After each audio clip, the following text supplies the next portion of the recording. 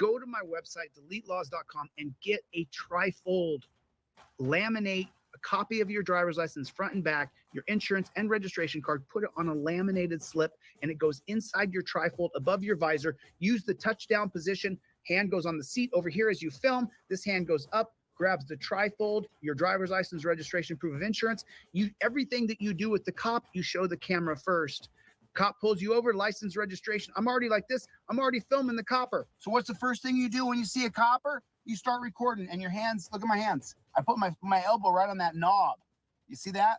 And now I got my phone, and I'm recording inward right here. I'm recording myself. And then, of course, when the camera shoots across my face and goes out the window, it's hitting the copper. You always want that camera on yourself, so if anything happens to you, we can see you get hit. We want to make sure that you're in the camera. So you film like this. You hold your hands up in the touchdown position.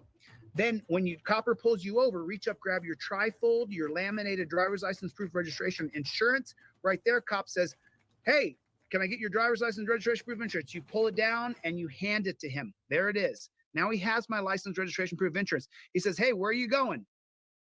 Perfect. Now you grab your trifold out the top. You point at the trifold where it says, I plead the Fifth Amendment. You show it to the cop and you say, I plead the Fifth Amendment, officer. Where you heading? Officer, I just showed you on the trifold, I plead the Fifth. Please don't ask me any more questions. If I violated a code, then give me a ticket. I want to leave. Thank you for your time. You know how fast you were going? Officer, you're now harassing me. I've invoked my Fifth Amendment right. I showed it to the camera. This footage is going to go to the judge when I sue you. As soon as I hand him this, where are you coming from? Where are you going? What are you doing? Who'd you date when you were in 11th grade? Eat my shorts, copper. Stop harassing me. I've already invoked my Fifth Amendment right. I have a right to counsel if you're going to question me. You don't see my lawyer here with me, do you? So get the flock out of here. Go have a ham sandwich. Go beat your wife. Go beat your 8-year-old kid. Get the flock away from my car. You're on camera. Everything's going to be on camera. Can you step out of the car? Sure, I'll step out of the car. Cop says, can I search your car? Sure, you can search my car. Go ahead. He starts to search it. I revoke consent. It's on my trifold, United States versus Williams. I revoke consent. There's not enough drug dogs to get there in time, or they violate Rodriguez versus United States 2015. You use that trifold like it's a piano that you're playing. It'll keep you safe from the piggies. You got to get used to this. You got to get used to mincing the words you use properly, because they're trying to mince words with you to arrest you, steal your car, kidnap you, and put you in a frickin' dungeon. I wish that wasn't true. I wish this wasn't my business. I really wish that I had no trifold business where I didn't sell a trifold to make a living, because so many people didn't have to worry about their rights being violated. But that's not the case. That's not the case. If you answer one question, where are you going? I'm going to my mom's house. Where are you coming from? You writing a book? You want to be my boyfriend? What are you talking about? Why are you asking me all these questions? We're not dating, bro. I'm straight. Sorry, homie. Don't ask me where I'm going. It says on the trifold, I do not agree to answer any questions. Don't ask me where I'm going. Don't ask me where I'm coming from. Use your trifold. Use it.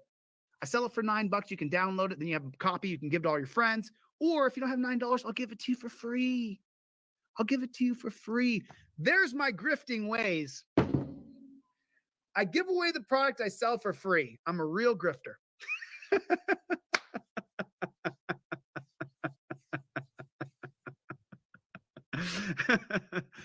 Get my trifold. Get it in your car.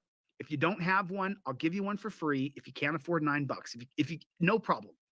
If you can afford the $30 one, get it. Put it in your car. It's badass. Keep it. Use your damn trifold. By the way, when you get the $30 indestructible one, I send it. I give you a nice thick. It's actually a broccoli wad. You know, the broccoli wad rubber bands, nice thick black rubber band. That's what Aaron Queen's talking about, because I really want you to put the trifold up on your visor, just like that. Put that around your visor, your trifold. How many people don't have their license, registration, proof of insurance? I do a photocopy of my driver's license. I do a laser copy of the front of my driver's license and the back of my driver's license, because I'm not going to put my actual driver's license in a plastic laminated fold. So what I do is I do a laser copy of the front and the back, and then I do a laser copy of my registration proof of insurance, and then I put them on one long plastic card that kind of mimics the same size as my trifold. And then my registration, insurance, and proof of ID all goes in here. And then when the cop pulls me over, I use this touchdown position. That's why I give you guys the rubber band with your order.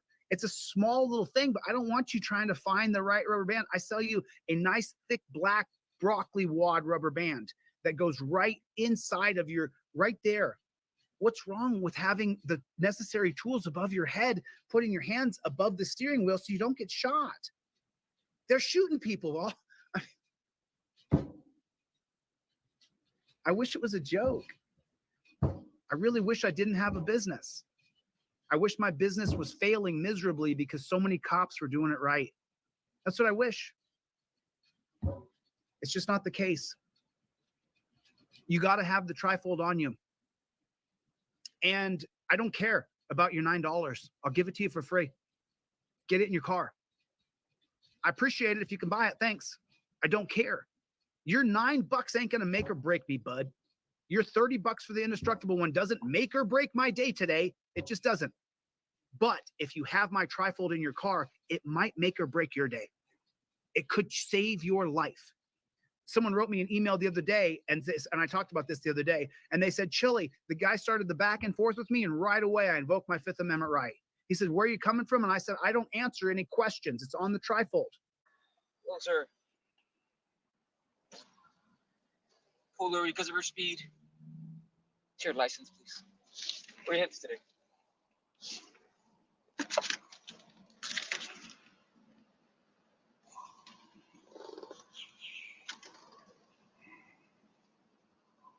That's perfect. It's your license, please. Sure. That's my license, insurance, proof of registration.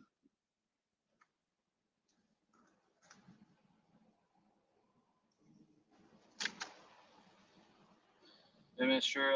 Casher, you still live at that mailing address you have here?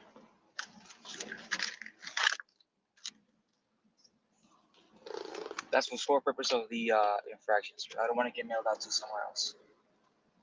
All right, so just remain inside the vehicle. I'll be right back.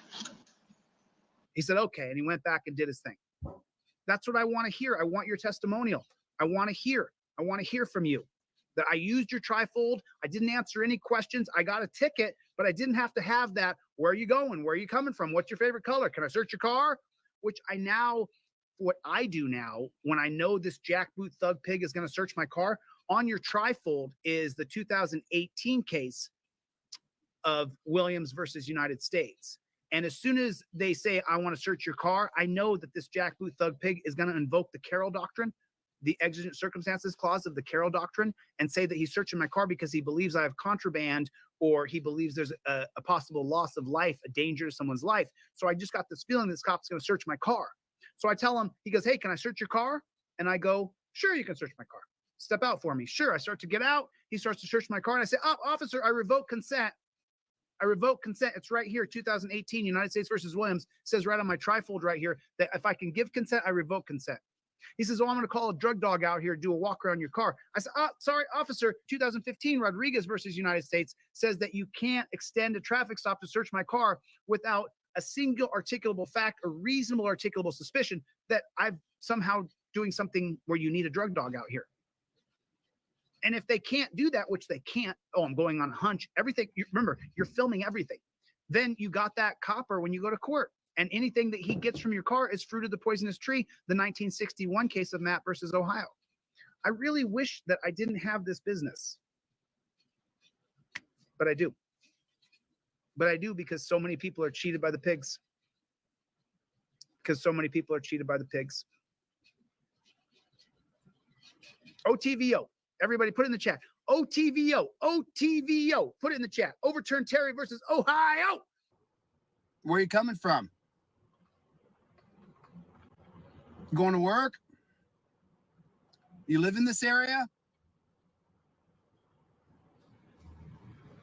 Now, at this point, by the third or fourth question, me being the mother I am, I would say, hey, cop, I told you 3 times. I plead the 5th.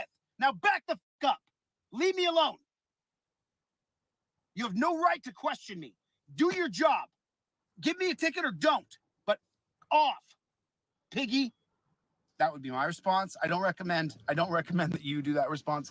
I recommend you go like this. Where are you going? Where are you heading? What are you doing? What time are you coming home? Did you sleep with your wife last night? Are you dating anybody? Do you like steak? Do you like eggs? Do you like green eggs and ham? I do not like them, Sam. I do not like green eggs and ham. And instead of answering any of those things, I simply say, Copper, I plead the Fifth Amendment. Copper keeps questioning me, and I say, I'm not going to answer any questions. Please leave me alone. Any further questioning is outright harassment. Would you allow me to search your vehicle? Okay. What I'll do is we have a canine pretty close, so I'm gonna have a canine come out and do a walk around your vehicle. That way it'll go quicker.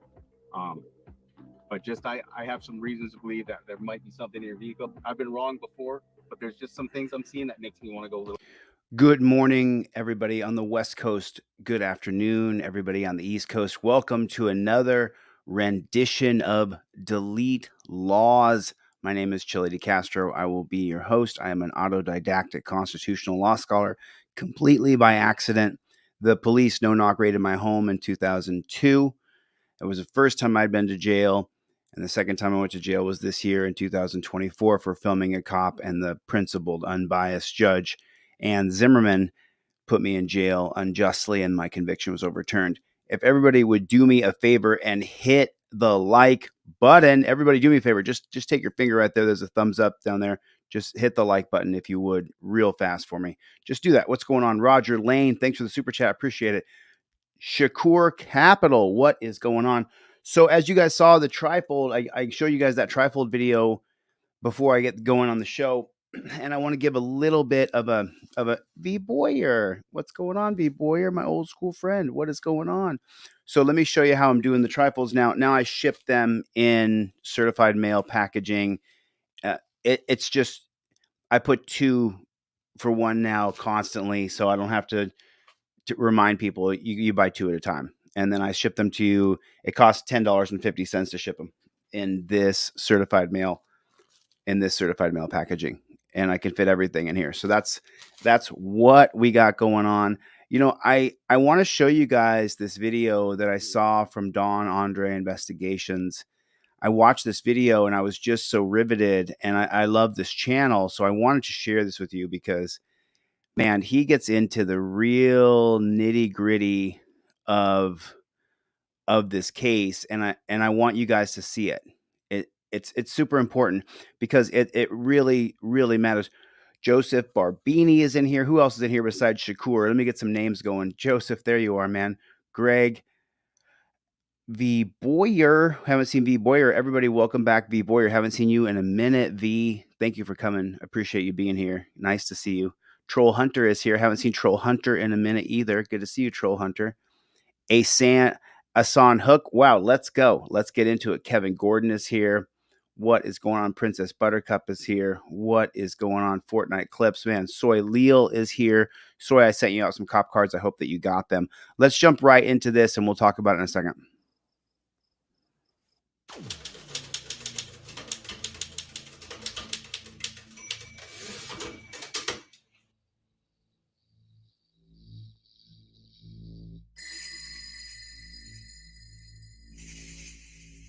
I just told yo, my man, step out of the car. Step out of the car, my man. Yeah, I don't feel safe around you. Okay. What are you doing? You look, you break my arm. Okay. I don't know what you're doing. I gave you my license. Well, and I gave you the told you paper. several times what I need you to do. You're But not. I don't need to step out the car. Okay. So First, get off. Put your cigarette. I'm not putting out the cigarette. That's There's your nothing. cigarette. Yo, get off of me. Ma'am, stay in the car for me. Get off of me. Get off of me. Get off of me. I didn't reach for you. I don't have any weapons in this car. Get off. Sir, I'm telling you, step out of the car. I'm not getting out of the car now. You get off of me. Get off of me. So that brings me to the very first question for you guys. When can a cop grab you? And let's see if you guys know. When the cop walks up to your car, when can the cop legally grab you? Does anybody know? Joseph Barbini. When can the cop legally put his hands on you? Okay, so, and then I'm going to show you case law based on this.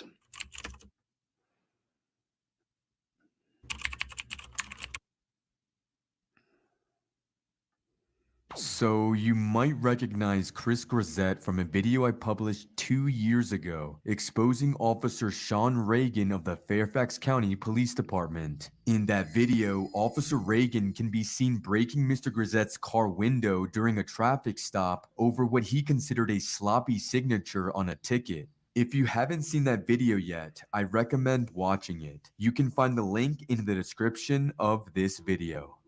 In 2018, Mr. Grisette had a similar incident with Officer Maxwell from the Arlington County Police Department, where tensions escalated rapidly, mirroring his previous encounter with Officer Sean Reagan. 4 years ago, I sat down with Mr. Grisette to discuss his troubling experience with Officer Maxwell, and here's what he had to say. This was back in May of 2018. I was driving somewhere in Arlington. I had a friend with me, and I remember turning on my turn signal to drive past somebody, and there was an Arlington police officer on the opposite side of the road. There was a median in front of us, anything. He immediately makes a U-turn with the lights on and everything. I mean, you would think that there was something action-packed going on. He pulls me over. So immediately, like, just seeing that, I was smoking cigarettes at the time, so I lit a cigarette just to, calm my nerves. He approaches the car, and in the video, you see me ask him, what did he pull me over for? He says, my turn signal lights were blue. I had literally just passed inspection maybe that week with the same light. So I'm like, wait, there's no way I can pass inspection with blue turn signals. Come on, man. So I had the paper in the like in the side of the seat. So like in the video, he's like, give me your license and registration. So I'm telling him and I have the license in my hand, I'm going to give you that. And I'm going to give you, and then boom, stop reaching. The arm is already, grabbed. Walter Reed, driver's uncooperative. Can I have a signal too? I'll give you a tag in a minute. What's your driver's license, sir? Oh, what are you pulling me for? Because you got blue turn signals. I don't have blue turn signals. Yes, you do. You have blue bulbs in your turn signals. Let me see your driver's license. Oh, actually, I don't. You have blue bulbs in your turn signals. That's what he just said. He stopped this man's life, what he was doing, put on emergency lights, and pulled him over and said he had blue balls. That's pretty far out there. Because I just passed inspection. Hand me your driver's license. And I'm going to give you this Sir, as well. stop reaching down here. Hand me your driver's license and step out of the car. I'm not stepping out of the car. Step out of the car. I just told yo. My man, step out of the car. Step out of the car, my man. Yo, I don't feel safe around you. Okay. What are you doing? You look, you're breaking my arm. Okay. I don't know what you're doing. I gave you my license. Well, and I gave you the told you paper. several times what I need you to do. You're But not. I don't need to step out the car. Okay. So First, get off. Put your cigarette. I'm not putting out the cigarette. That's There's your nothing. cigarette. Yo, get off of me. Ma'am, stay in the car for me. Get off of me. Get off of me. So put in the comment section for me OTVO, which stands for Overturned Terry versus Ohio. OTVO. Put it in the chat for me real quick. Now let's take a look at the 1972 case of Adams versus Williams. Yes, Terry versus Ohio is the jurisprudence for Adams versus Williams. Without Terry, there's no such thing as Adams versus Williams. And what exactly does the case have to do with? During the early morning hours of October 30th, 1966, 2 years before the Terry holding even happened, an individual approached a police officer in a gas station in Bridgeport, Connecticut, and informed him that another individual in a nearby vehicle was carrying narcotics and had a gun in his waistband. The officer approached the vehicle on foot and asked the occupant, Robert Williams, to open the door. When Williams rolled the window instead, the officer reached into his car and removed a gun from Williams' waistband. Though the gun was not visible from outside the vehicle, the officer then arrested Williams for unlawful possession of a firearm and proceeded to search his vehicle where he found chemicals. Williams was convicted in a Connecticut state court of possession of a handgun and chemicals. After the Supreme Court of Connecticut affirmed the conviction, Williams filed a claim against the prison warden, Frederick Adams, in which he alleged the state of Connecticut continued to detain him unlawfully as a prisoner. Williams argued that the handgun and chemicals were discovered through an unlawful search and should have not been admitted into evidence at his trial. The district court denied his petition on appeal. The U.S. Court of Appeals for the Second Circuit sided with Williams and ordered his conviction to be set aside. And then the state applied for certiorari to the Supreme Court. Does the Fourth Amendment allow a police officer acting on only from a tip from an informant to approach a person and remove a weapon concealed in the person's waistband? In a 6-3 decision, once again, the conservatives on the right, yes, Justice William Rehnquist wrote the opinion for the 6-3 majority. The court held that the informant's tip permitted the officer to approach Williams' car and make a limited search of Williams' waistband for the officer's own protection, for Terry versus Ohio. The court further held that the discovery of the weapon gave the officer probable cause to arrest Williams for illegal possession of a firearm. Because the officer's subsequent search of the vehicle was permissible, the chemicals he discovered were admissible at Williams' trial. Justice William O. Douglas wrote a dissent in which he argued that the officer did not have probable cause to arrest Williams for illegal possession of a firearm because Connecticut's free and easy gun laws allowed individuals to carry concealed weapons so long as they had a permit. Justice Thurgood Marshall concurred in that dissent. In a separate dissent, William Brennan expressed concern that the unnamed informant gave no information that the officer could have readily manufactured after seizing the weapon. Therefore, Justice Brennan argued that police officers should not be permitted to arrest and search individuals on the basis of an informant's tip alone. Justice Marshall also wrote a separate dissent in which he argued that the prosecutors failed to meet their burden to prove that the informant's information was reliable and sufficient to justify the arrest and search of Williams. Justice Douglas joined in the dissent. So Douglas wrote one and Thurgood Marshall wrote one, and then they signed on to each other's dissent. But I want you to notice this, and this is a sad fact. Conservative Supreme Court personnel, some people call them justices, they always screw us over when it comes to the cops. Always, always, always. So that is Williams versus Adams, Adams versus Williams, 1972. Terry happened in 68. Adams versus Williams is an extension of Terry versus Ohio, that cops can reach into your car and grab you for officer safety. You turn with the lights on and everything. I mean, you would think that. Okay. I don't know what you're doing. I gave you my license and I gave you the told you paper. several times what I need you to do. You're But I not don't need to listening step out the me. car. Okay. So First, get off. Put your cigarette. I'm not putting out a cigarette. That's There's your nothing. cigarette. Yo, get off of me. Ma'am, Get- stay in the car for me. Get off of me. Get off of me. Get off of me. I didn't reach for you. I don't have any weapons in this car. Get off. Sir, I'm telling you to step out of the car. I'm not getting out of the car now. You get off of me. Get off of me. This is why I'm not putting out the cigarette, because you have people like this. Okay. So get off of me. I completely, I forgot about the whole reaching thing. But, with my tone, with my body language, I thought that he was doing a professional job of reading, that I wasn't a threat. I'm just saying I disagree that my lights are blue because I just passed inspection. Here's my proof. He takes the license out of my hand while grabbing me still. And you can tell in his voice that it sounds shaky. He's like nervous. At this point, I'm telling him, let me go, over and over again. And he's like, no. There's a part where I ask him for his supervisor. I remember he did something, he talked on his shoulder, something about the backup was supposed to come. But then in the video, you hear me ask him, is your supervisor coming up? He says, no, he called backup. I was in the car expecting his supervisor to show up so we can, de-escalate this because he has my arm. But when he sends backup and lies to me saying that his sergeant is coming and then tells me that I have to get out the car, things are, spiraling in my mind. Why do I have to get out the car? Incidents from the past started replaying. Like, why do I have to get out the car? Me getting out the car just makes it easier for me to get harmed. Stay in the car. My seatbelt is on. And then he mentions, and this is so pathetic, that all of this is because of the cigarette. No, sir. Then get your sergeant in. I want your supervisor. I've given you bring your supervisor here. Sir, is there anything I can do to gain your compliance today? I'm Bring your simply supervisor. asking you to Bring put your supervisor here so I can get my appliance. Once I Bring get your your compliance, I'd be happy to You let have speak to whoever you have my arm. Bring your supervisor. Now you're making me worried. My driver here is not compliant and requesting. So he has a hold of his arm and he's asking for a supervisor.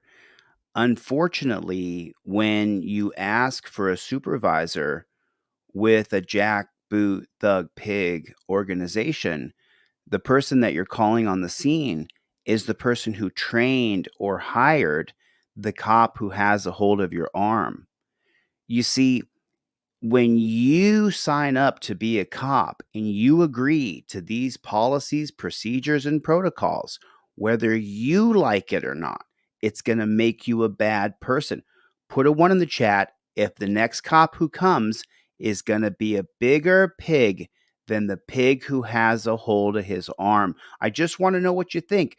Do you think a bigger pig is coming, or is it going to be a little bitty piggy? Which do you think it's going to be? You think it's going to be a much bigger piggy, or do you think it's going to be a littler pig? Oink, oink, oink. just want to know what you guys think. Get off of me. 2600 block South Wall 3. Okay, I'm in route. Yo, can you let my hand go? Nope. Why? I'm not struggling. I'm not. Okay. Because right now, like I explained Get to your you, hand off me, cigarettes man. can be used to burn us. I'm not That burning is you. why we tell you. Sorry, what did he just say? What did he just say? Because right now, like I explained Get to your you, hand off me, cigarettes man. can be used to burn us. Cigarettes can be used to burn us? This copper's afraid of getting burned by a cigarette? I'm not That burning is you. why we tell you But not to you're- light a but cigarette. you're hurting You me. lit it as I walked up to You're the car, hurting me. despite me telling you not You're to. hurting me. Okay. Then get I off me. You're hurting me. apologize. Then get off. Okay. Get off me. You're hurting me. Not gonna happen, sir. I've given you a very clear. No, my very safety comes clear first. request. My safety comes first. Okay. And you're hurting me. You're hurting me. Get off of me. You're hurting me. You can do all of this and let my hand go. Okay. Get off of me. Because if I struggle and get my arm back, then you're gonna have a problem with that. Mm-hmm. That's correct. So get off. Not gonna Get happen, off sir. of me. Is this your vehicle, sir? Get off of me. Is this your vehicle? Get off of me. He's just trying to get him to answer a question.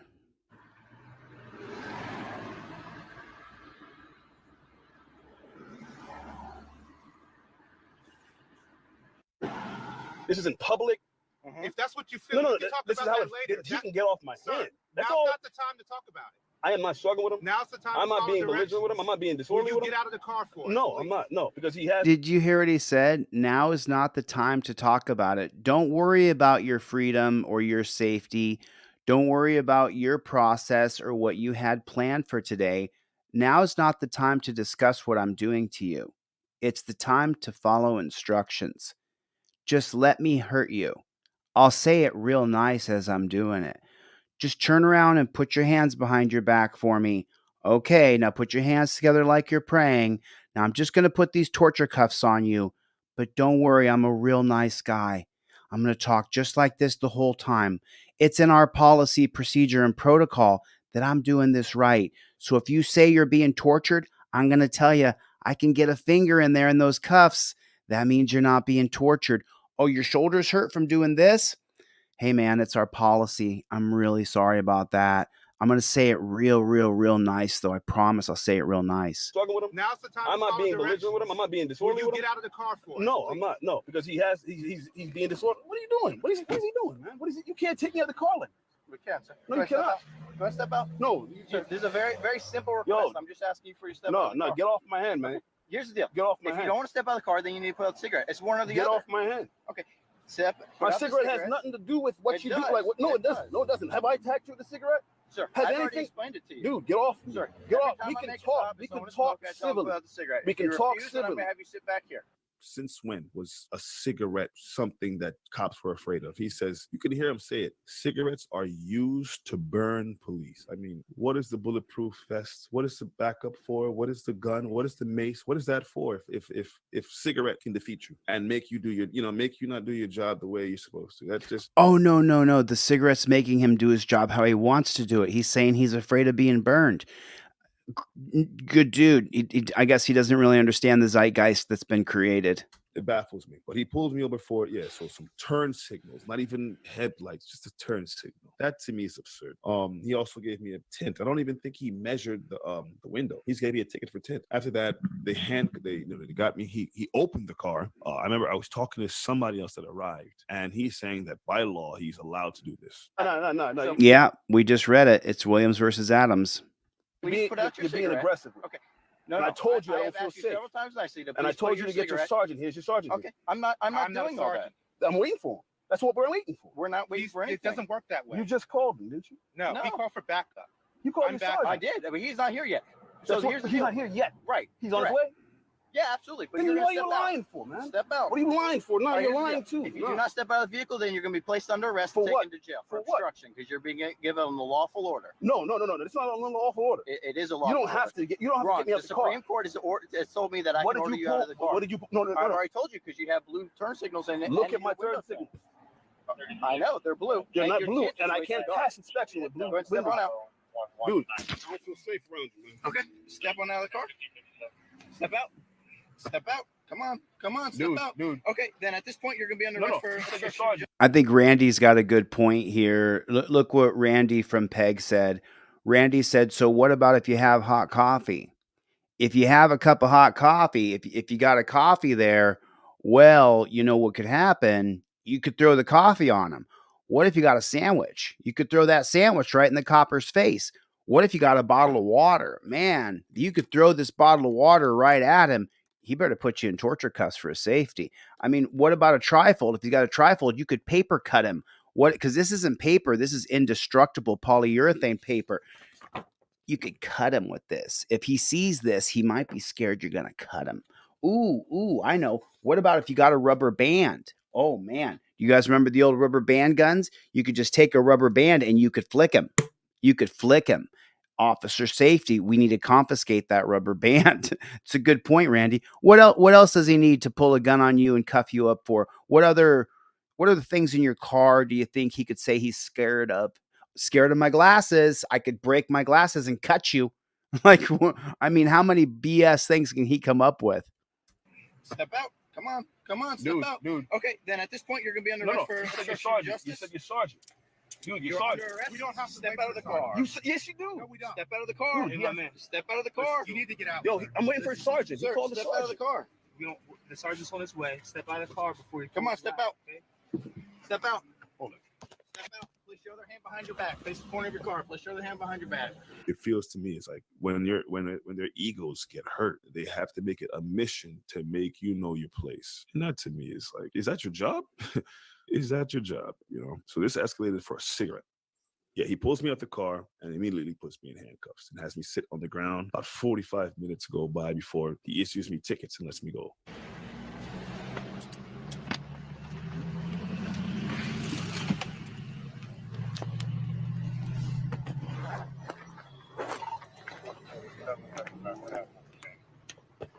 You have any weapons on you? Spread your feet for me. I'm just gonna pat you down for weapons. Okay, spread your feet for me. Sir, We got spread your something to feet. do real quick, but once we get that settled, then we'll fix the handcuffs. I don't know. I'm not the arresting officer. Like I said, I am backup. Isn't it always the same story? I'm not the arresting officer. I'm only backup. I'm only doing what the other guy said to do. That's the whole point. You're supposed to be a thinking individual person. You're supposed to be able to say, what's my job? My job is to uphold the individual liberties of Americans. And I don't know why you're in torture cuffs. I don't know why. There's 2 or 3 of us here. We all have guns. We could pat you down, then it's over. But he just jumps right in like a drone. Doesn't matter. I'm just doing what I'm told. I'm not thinking at all. There's no thinking process done at all. Off my head. My circulation's off my head. I'm telling you, the circulation's off my head. And what did I say? I said he has something to do first. No, on the curb.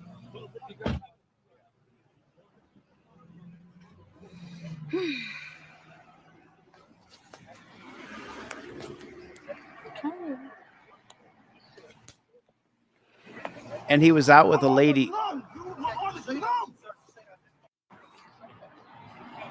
And then, of course, the humiliation, right? The humiliation of we're going to chain you up like your Kuta Kente, and then we're going to set you down on the ground. That grass probably is a little bit moist, so his pants are getting wet. And they're going to stand over him like this. This is abuse right here. You want to see what abuse looks like? That's abuse right there. You're seeing it right there. That's what abuse is right there. You're looking at it. Put it in the comment section for me. That is abuse. I'm not inferior to you, dog. Okay, I'm not inferior to you. You're supposed to work for me, Jack. And this policy, procedure, and protocol, sit on the curb, sit on the grass, sit on the ground, lay on your belly, get on your knees. These are all policies that were created by police departments, not by you and me. We didn't vote on this. We didn't agree that we would all sit down in grass. This is what despotism is. This has only been going on since 1968. There was no such thing as detainment before 1968. There was no such thing as detainment before Terry versus Ohio. You couldn't just do this to people unless there was probable cause that the law has been broken. And in this particular case, what did he say? He has blue lights in his blinkers instead of red or yellow or whatever color he says you're supposed to have. This man's being treated like this over a color of a light in a blinker on a car. And now he's in torture cuffs. He's set on the ground. And they wonder why people call them pigs. They wonder why this is the policy, procedure, and protocol. For all you coppers who watch and you say, oh, Chili's such a bad guy, this is what you do to people, bro. This is what you agreed to do to people. And you wonder why people call you pigs.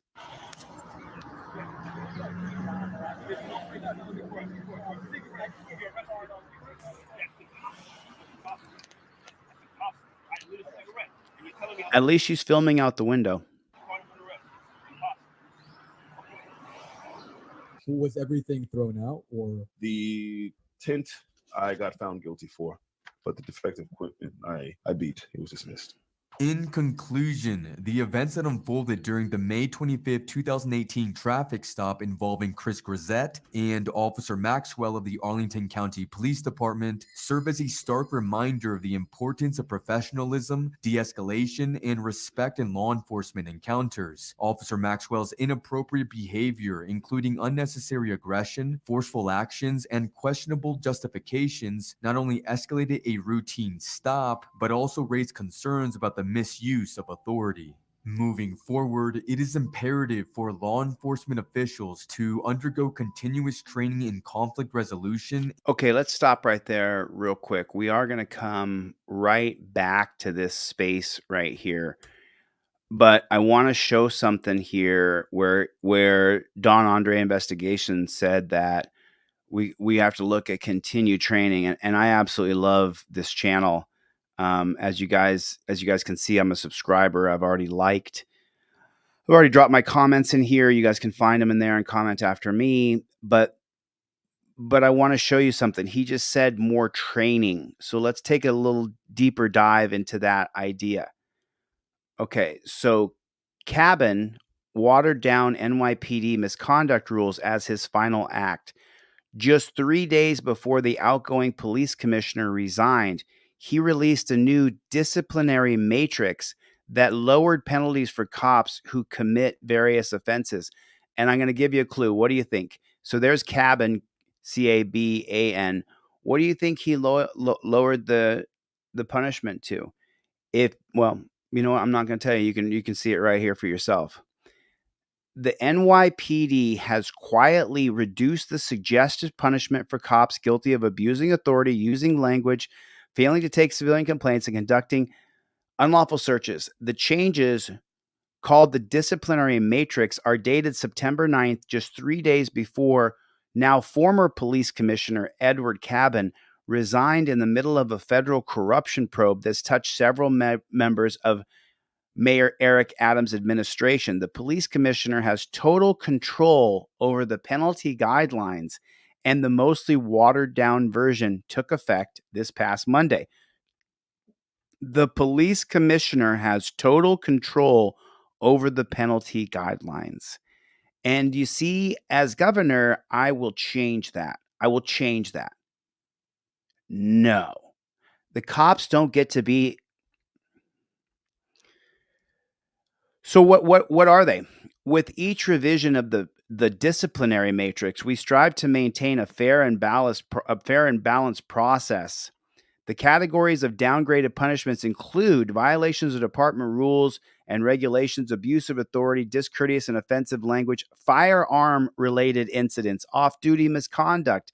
In many of those cases, the so-called mitigated punishment went from a loss of 5 vacation days or a 5-day suspension to merely additional training, according to the 59-page disciplinary matrix.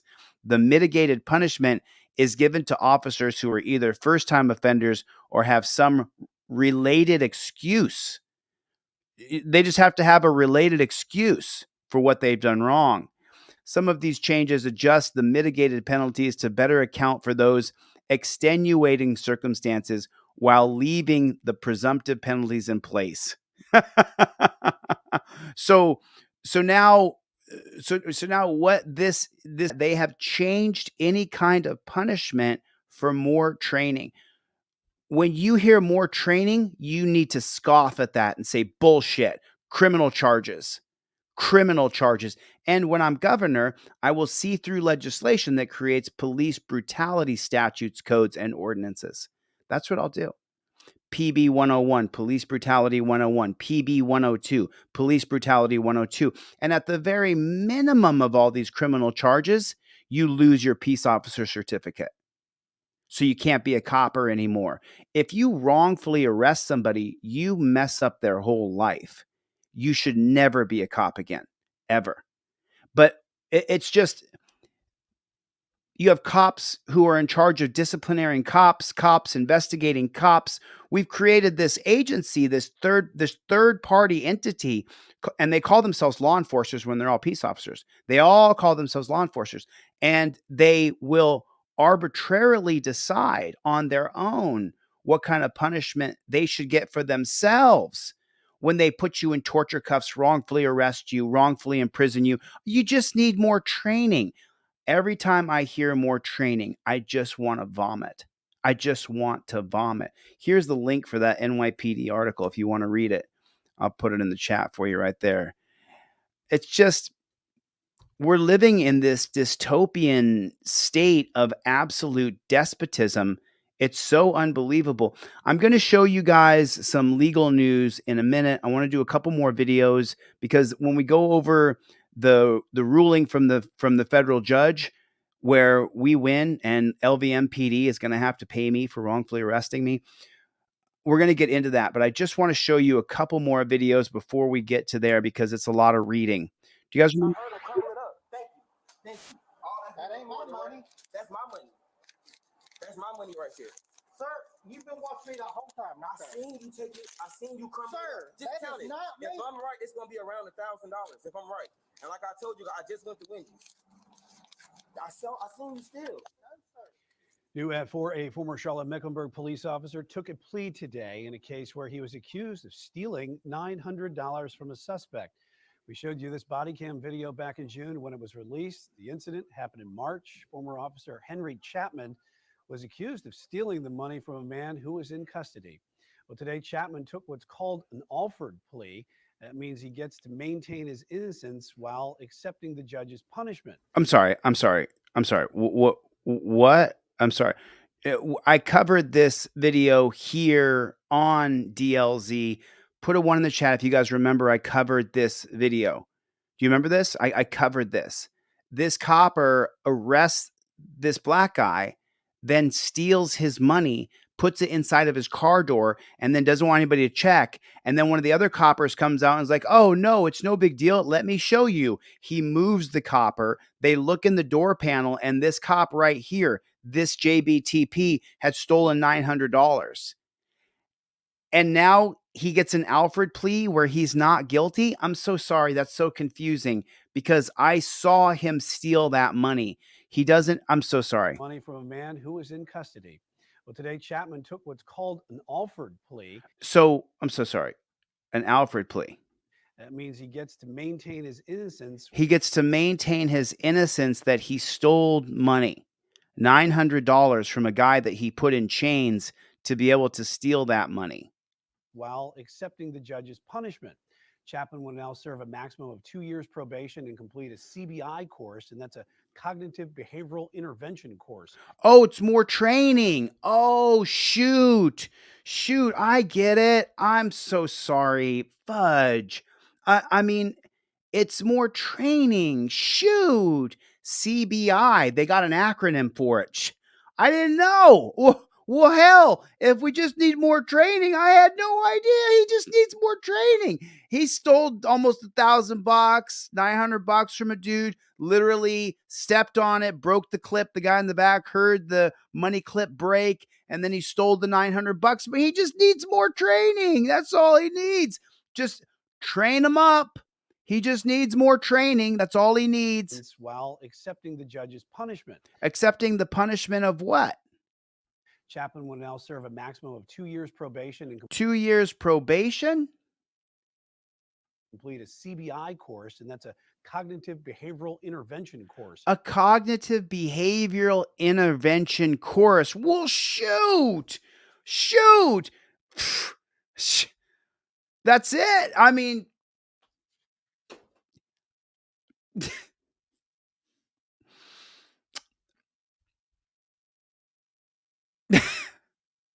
are you guys seeing this? A cognitive behavior intervention. So when I was 18, me and a bunch of guys from my school thought we'd go into a department store and put, as many pants as we could on and walk out the door, right? We were laughing and giggling. We're 18 dumb little shits. And we're putting the pants on. We put on like 10 pair of pants apiece. And then we're walking around. We look like, like a Saturday Night Live skit. And when we walk out the door, we're like, ha, ha, ha, look at us. We're walking out the door. I think my stuff was still in the dressing room when I walked out the door, but we all got charged with shoplifting and they prosecuted all of us. Literally 18 years old, pulling a prank to see, we're just effing around. But we didn't get the CBI, cognitive. What do you say it was called? He said it was, so sorry. Probation and complete a CBI course. CBI. And that's a cognitive behavioral intervention course. No, cognitive behavioral intervention course. So at 18, when you're impulsive and you're a kid and you're young, you figure you get a cognitive probation and complete a CBI course, and that's a cognitive behavioral intervention. Cognitive behavioral intervention course. Now, at 18 years old, just so you know, I learned a big lesson. I was embarrassed. I got arrested. They didn't take us to the dungeon, but we got tickets and they had all the cops there and we were all sitting on the ground and the cops were all standing over us. We were all embarrassed as hell. So embarrassed, right? And we learned cognitive behavioral intervention course. But it's funny, I was 18, but that's still on my record today. But he takes an Alfred plea when he's caught on camera, literally chaining a man and stealing his money. And he's my age. He's probably 50 years old. And he needs a cognitive behavioral intervention course. Then why was he ever a cop? How come he was ever a copper? I'm just so confused. Why was he ever a copper? It's just, I don't understand. Course that's designed to help people prevent future criminal charges. Dude, do you see anything? No, yeah, look, no cap. I'm not even gonna touch it. It's blue hundreds right here. It's all the blue hundreds are right there behind that receipt. Thank you. All that's my money. He didn't have that. This is your money? Yes, I heard him crumble it up. Thank you. All that ain't my money. Right? That's my money. That's my money right here. Sir, you've been watching me the whole time. I seen you take it. I seen you crumble it up. Just count it. Not me. If I'm right, it's gonna be around $1,000. If I'm right, I seen you steal. No, sir. I'm sorry. I wasn't trying to expose you. That is not me, bud. Brother, I just seen you steal my money. It was no reason to pop my rubber band, brother. It was no reason for you to pop my rubber band off my money. I didn't pop your rubber band off your money. I heard it. Me and you just spoke about it. Mr. Chapman went in my money. He separated my money. He was trying to steal it, and I caught him. He put it in between his legs, and as his colleagues approached me, he worked it towards the door. So what are we gonna do about this problem? Because he just tried to steal some money. No, sir, I did not. I got it.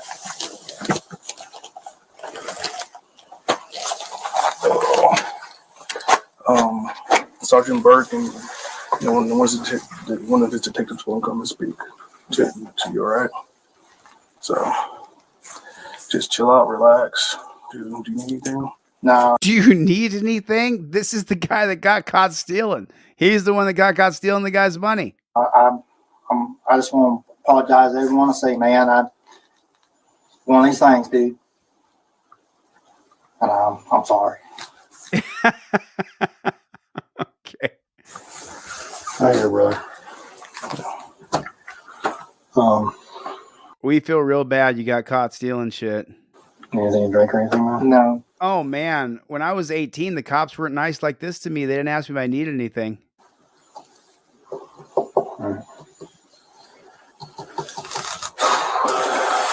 Uncomfortable. I'll say I'm sorry. I got your car. Got you, brother. I got you, brother. I got you. I got you, brother. It's all about you, brother. Thank you for calling Charmec 311. Para español, por favor, presione 9. We are experiencing higher than normal call volumes, and your wait may be longer than usual. Oh, yeah? Want a faster experience for many of the services 311 has to offer? Download the CLT Plus app to submit requests. Pay your water bill at home. If this is a public safety emergency, please Charlotte, 911. This call may be recorded for training and quality assurance. Mecklenburg For quicker service, Police many Department. service requests are available at charlottenc.gov or the CLT Let's. Plus mobile app. For water, sewer, or That's I called that one. I called that one. non-emergency police, animal care and control, or public safety issues, press 2. Let's see. For garbage, recycling, or yard waste, I got a bunch of choices here. Hold on. 3. For city or county taxes, press 4. For all other city and county services, press 5. Hold on.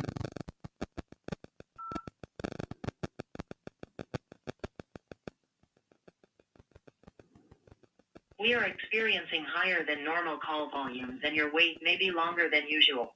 Want a faster experience for many of the services 311 has to offer? Let's see. Thank you for calling. Please continue to hold. A representative will be with you shortly. I wish. Oh, come on. Come on. Come on. I mean, they make it impossible to reach them now. You can't call the cops. You can't call them and redress them because it's impossible to get through. It's just such crap. It's just such crap. Come on. Brandy Swaney is here. What is going on, Brandy? How are you? Rauts Serious Audits. There you are, buddy. I wish I could get through. Let me see if I can open it up bigger. Let me try a different number and see if maybe... Oh, they got 2 stars there, and that's a 704 number. 704-336-3192. Let's try this one. Let's see if we can get a different result here. And what was that copper's name? Henry Chapman. Henry Chapman was that copper's name. Let's see if we can get somebody on the phone here. Come on now, we're calling about Henry. Henry's got a office located at 7025 Albemarle Road. If you need police at this moment, dial 911. If you are calling from out of state, you can reach the 911 supervisor at 704-336-3237. For CMPD's non-emergency police and animal control, call 311 or 704-336-7600. Henry Chapman. Non-emergency police operates from 7 a.m. to 7 p.m. They also take reports by phone for larceny, harassment, damage to property, lost property, and fraud. To reach the Sheriff's Department, call 704-336-8100. They can assist you with arrests, inmates, fingerprints, and handgun permits. For warrants, restraining orders, or involuntary commitments, I didn't hear that. at 704-686-0050. For criminal histories, contact the clerk of court at 704-686-0600. If you would like to leave a message, please leave the name of the officer or detective you wish to reach with your name, phone number, case number, and the reason you are calling. If you were given a business card with your complaint number, you can also contact the officer or detective at the email address which is on the same card. Thank you so much. Is that it? They're not going to let us get through. You're not going to be able to reach anybody on that phone. Oh, did you guys see this? Did you guys see this? So, I mean, this is hilarious. I'm going to show this to you guys. This is absolutely, I mean, if you're black, you might not find it funny, but the truth is that he can't. So, look, if you're a racist piece of shit, right, it's going to show. Eventually, your true colors are going to show. You can't hide who you are in front of the camera for very long. There's too many hundreds, thousands, tens of thousands, hundreds of thousands, or millions of people who watch you, and they can pick apart the bullshit. And so this guy right here, I mean, I'm only laughing because it's uncomfortable. It's uncomfortable. It's this is a very uncomfortable feeling. We're gonna watch it, and then we're gonna go over the legal holding from my federal case against LVMPD. Finally, he said something to the effect of, "Look, if we have to create stories in order to bring attention to what's happening, the media." He admits they made it up, right? As opposed to, and if you listen to the full clip, he says, by drawing attention to what's happening on the ground, it's just right. As the Like line goes online, you don't hate the media enough. Go ahead. You remember Alternative Facts with Kellyanne? They did the same thing. She wasn't saying you make up fictions and pretend they're facts. You bring other facts to bear in the debate that are being ignored. And that's what he was saying. And I think it was in that interview where Dana Bash says, the police have gone through 11 months of recordings of calls, and they've only found 2 Springfield residents calling to complain about Haitian migrants taking geese. What do you say? Calling to complain about Haitian what? What? So he's been saying Haitian N-word, Haitian N-word, Haitian N-word to all of his inner circle of people who openly accept you saying Haitian N-word. That's what he did. That's what he did. He's been saying it and saying it and saying it, that he got comfortable saying Haitian N-word over and over and over. So then when he went on this show right here, you know what? He said what he normally says. He said Haitian N-word. We heard it plain as day. And in today's day and age, you just can't say things like that. They found 2 Springfield residents calling to complain about Haitian it's just you just can't do that. You can't say that. I mean,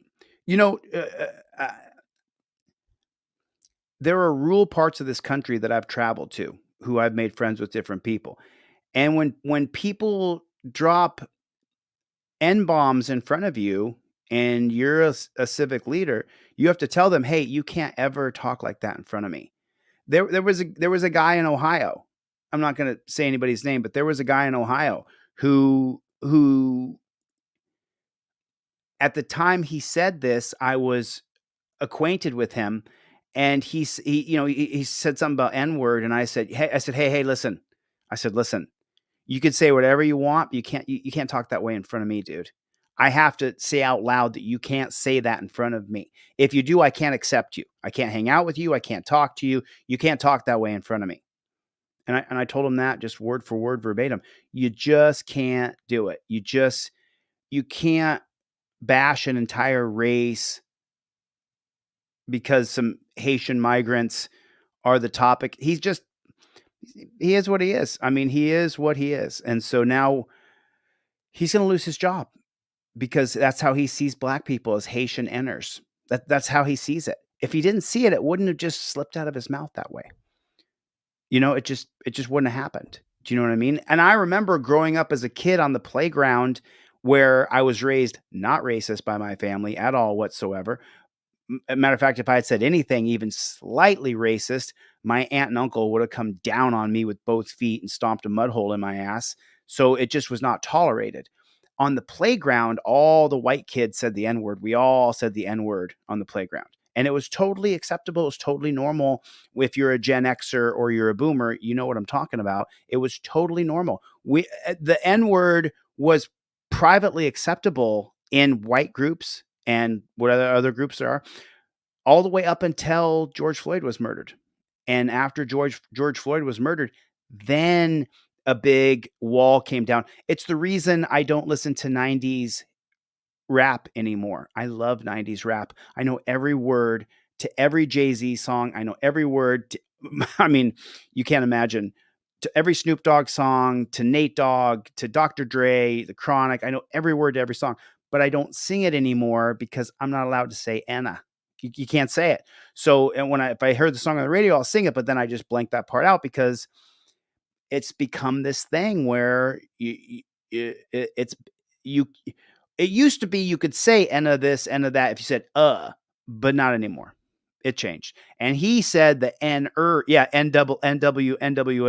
Listen, I sat there as a kid and wrote down the lyrics for every single 90s hip hop rap song there was, and I absolutely loved it.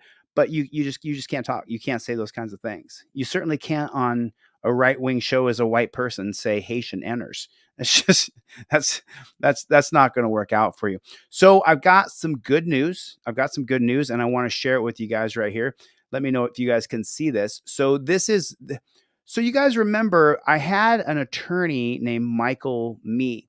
And I told you that even though Michael did not do a great job on my court case, that I didn't want to bash him, that I liked Michael. I liked his family. He's a nice person. He didn't do a good job on the criminal defense.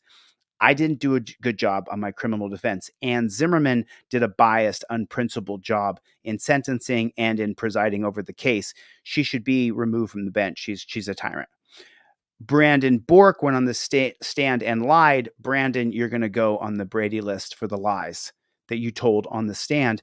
The prosecutor, I'm going to go after the prosecutor. I'm going to sue that prosecutor for malicious prosecution. But this lawsuit I had filed before I went to the dungeon. This lawsuit right here was written about 5 days after Brendan Bork arrested me. I don't know if he says Brandon or Brendan. I mean, I call him Pig. You're a pig, Brendan. And I'm going to get around your qualified immunity. Now, the judge, of course, just so you know, when you go to the first level of federal court, the judge works against you completely against you. This judge tried to dismiss the case with prejudice.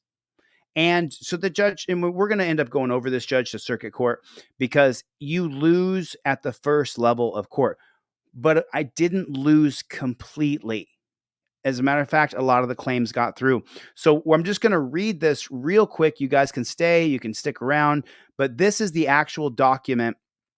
Plaintiff Jose de Castro sues LVMPD and the cops Bork, Torrey, Dingle, Sorensen, Sandoval, Doolittle. De Castro contends the officers unreasonably searched and seized him, and he also alleges excessive force.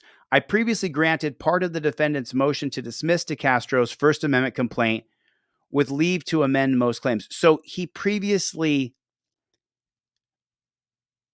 granted the defendant's motion to dismiss. So even though I was wrongfully detained, wrongfully arrested, wrongfully incarcerated, the judge in this case dismissed the lawsuit against the cops. Why would he do that? I thought the judge was supposed to be on the side of the people, that he worked for the people. I mean, that's what I thought. But he so easily just dismissed the case.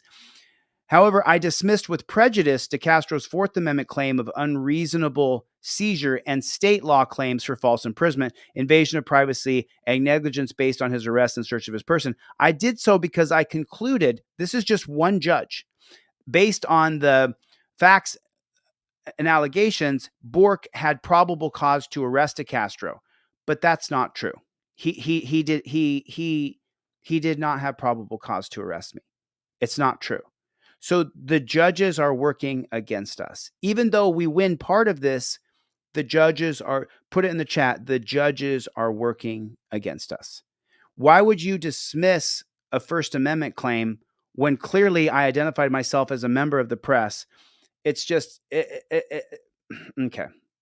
With respect to the federal claim, I alternately ruled that even if Bork and other officers did not have probable cause, they were reasonably mistaken. That even if Bork and other officers did not have probable cause, they were reasonably mistaken about whether probable cause existed and therefore would be entitled to qualified immunity. And with respect to the state law false imprisonment and negligence claims, I alternatively ruled the officers would be entitled to discretionary immunity for the decision to arrest. De Castro thereafter filed a second amended complaint DeCastro asserts claims against arrest without probable cause, unreasonable search and seizure, excessive force. I hate this thing that pops up. Defamation under the U.S. Nevada Constitution, First Amendment chilling, First Amendment retaliation. A Monell claim that the supervisory liability under the U.S. Nevada U.S. Constitution, selective enforcement and equal protection violation, battery under U.S. and Nevada state constitution, invasion of privacy under U.S. and Nevada state constitution, negligence under U.S. and Nevada constitutions, failure to intervene under the U.S. and Nevada constitution, civil conspiracy under U.S. and Nevada constitution, abuse of a process. Monell, failure to train against Tory and LVMPD. Tory was the supervisor who I told him I would sue him if he arrested me. DeCastro moves to reconsider my prior order dismissing certain claims with prejudice. So I in other words, my motion to move to reconsider prior order dismissing claims with prejudice. The defendants oppose reconsideration and move for summary judgment. After summary judgment was completed, DeCastro moved for leave to file to additional briefings to address new developments of his conviction being overturned by the 8th Judicial District Court in Clark County. I granted leave for the parties to submit cross briefings regarding the impact of DeCastro's conviction being overturned and the significance of a new decision from the Nevada Court of Appeals. I grant in part DeCastro's motion for reconsideration. I grant in part defendant's motion for summary judgment. I seal the video exhibits the defendants provided because they contain non-party personal identifiers, and I order the defendants to provide redacted versions. In March of 2023, Bork conducted a traffic stop on a driver for having an expired license registration. The traffic stop took place in a shopping center parking lot. After speaking with the driver, Bork went to his patrol car to conduct a background check on the driver. While Bork was in his car, DeCastro approached the driver while filming on a cell phone. DeCastro positioned himself about halfway in a parking space away from the driver and started speaking with her. Bork exited his patrol vehicle and told DeCastro not to engage with the driver and told DeCastro to back up. Bork also told DeCastro he can film, but he needs to stay away from the driver. DeCastro backed up a foot or two. Bork twice told DeCastro to back up and warned him that if he did not back up, he would detain him. DeCastro did not back up. Once again, the judge right here is lying. I'm sorry, but you're lying. It's on video. It's been proven. I did back up. But here, the judge perpetuates a lie. DeCastro did not back up and said, "You're going to detain me now." Said for obstructing him and told him to move away, but DeCastro responded he was staying right there. DeCastro then backed up a step and was pointing to demonstrate the distance he was from the car. DeCastro stated that he was 10 feet away from the vehicle and that he's a constitutional law scholar. He took a small step back with both feet, then pivoted, made a half step forward with his left foot. Bork told DeCastro that the driver deserves privacy and that the traffic is not his business. The traffic stops. Bork did not believe the driver was entitled to privacy, but he hoped the statement would encourage DeCastro to back away. So now the judge, Bork did not believe the driver was entitled to privacy. So then why are you writing it there, Judge? I mean, Bork did not say this in trial. He has not been deposed for this federal case. But yet the judge writes here that Bork did not believe what he was saying. He was only saying it to try to get me to back up. How does the judge know that? If you don't see, I'm showing you, listen, if you don't see that the scales are tilted against us, you're reading it. He's saying that Bork did not believe the driver was entitled to privacy, but he hoped the statement would discourage DeCastro to back away. Since when? Since when? How do you know that, Judge? It's crap. It's bullshit. DeCastro responded by telling Bork that he's a member of the press and to go get in your car, little doggy, and do your job. At that point, Bork began to approach DeCastro. So at what point? At the point he heard words? At the point DeCastro exercised free speech? Bork again began to approach DeCastro and told him he was being detained. As Bork approached, DeCastro backed away. Bork told the driver she was free to go. DeCastro continued to film with his cell phone while Bork told DeCastro to come to the patrol car. DeCastro refused and moved away from Bork. I mean, do you not see the bias written by the judge? He doesn't like me, so he's going to twist our rights. And just so you know, and let me be totally transparent here. If they twist my rights, they twist yours. So you could hate my guts. You could be like, you could be hate watching me right now. I hate this guy. I hate him, right? Okay, cool. Hate me all you want. But when the judge twists and turns and convolutes my constitutional rights, he does it to yours too. They use this holding as case precedent for your case, or your brother's case, or your sister's case, or your mother's case. Clearly, we can read how the judge actually sees it. He sees it frustrating. DeCastro refused to move away. Listen, look at the wording he's using. Bork again told DeCastro to go over his patrol car and reached out a hand toward DeCastro. DeCastro moved away from Bork and told Bork not to put his hands on DeCastro. Bork responded again by telling DeCastro to move over to the patrol car. DeCastro responded he was going to put his hands on DeCastro. He said, go to the patrol car, he's going to put his hands on you. And DeCastro said, no, you're not. Bork then called for assistance over the police radio. He told DeCastro to move over to the patrol car 2 more times. He's painting the picture as though the orders that pig is barking at me are lawful, and they weren't. Judge. Because, and by the way, the judges are no better than you and me. They're involved in Facebook gossip. They're involved in Twitter. They're involved in Instagram, and they're liking, and they have a sock account. And so the judge could be watching this. You're no better than me, dude. You put on your pants one leg at a time. You are a biased, unprincipled statist. Look at what you're talking about me, dude. You're twisting everybody's rights because you don't want me to win. You don't like me. You don't like First Amendment orders. You don't like that I talk down to these pigs. Well, if we change the policies, procedures, and protocols, we wouldn't talk down to pigs, would we? But as you can read the biased, from the judge. You can see it. You can read it. They're words. They're not hard to read here. Bork again called for assistance. Look, he's painting the picture. He called for assistance over the police radio. He asked 2 more times. He said no. Bork again called for assistance. DeCastro and told him to go to the patrol car. As DeCastro backed away, Bork also stated, I'm going to grab you. DeCastro stated, no, you're not. Bork told DeCastro, you're going to go to the ground. DeCastro again responded that he would not. Bork advised DeCastro that he was detained, but DeCastro did not comply with the order to move toward the car, which is not true. Yes, I did.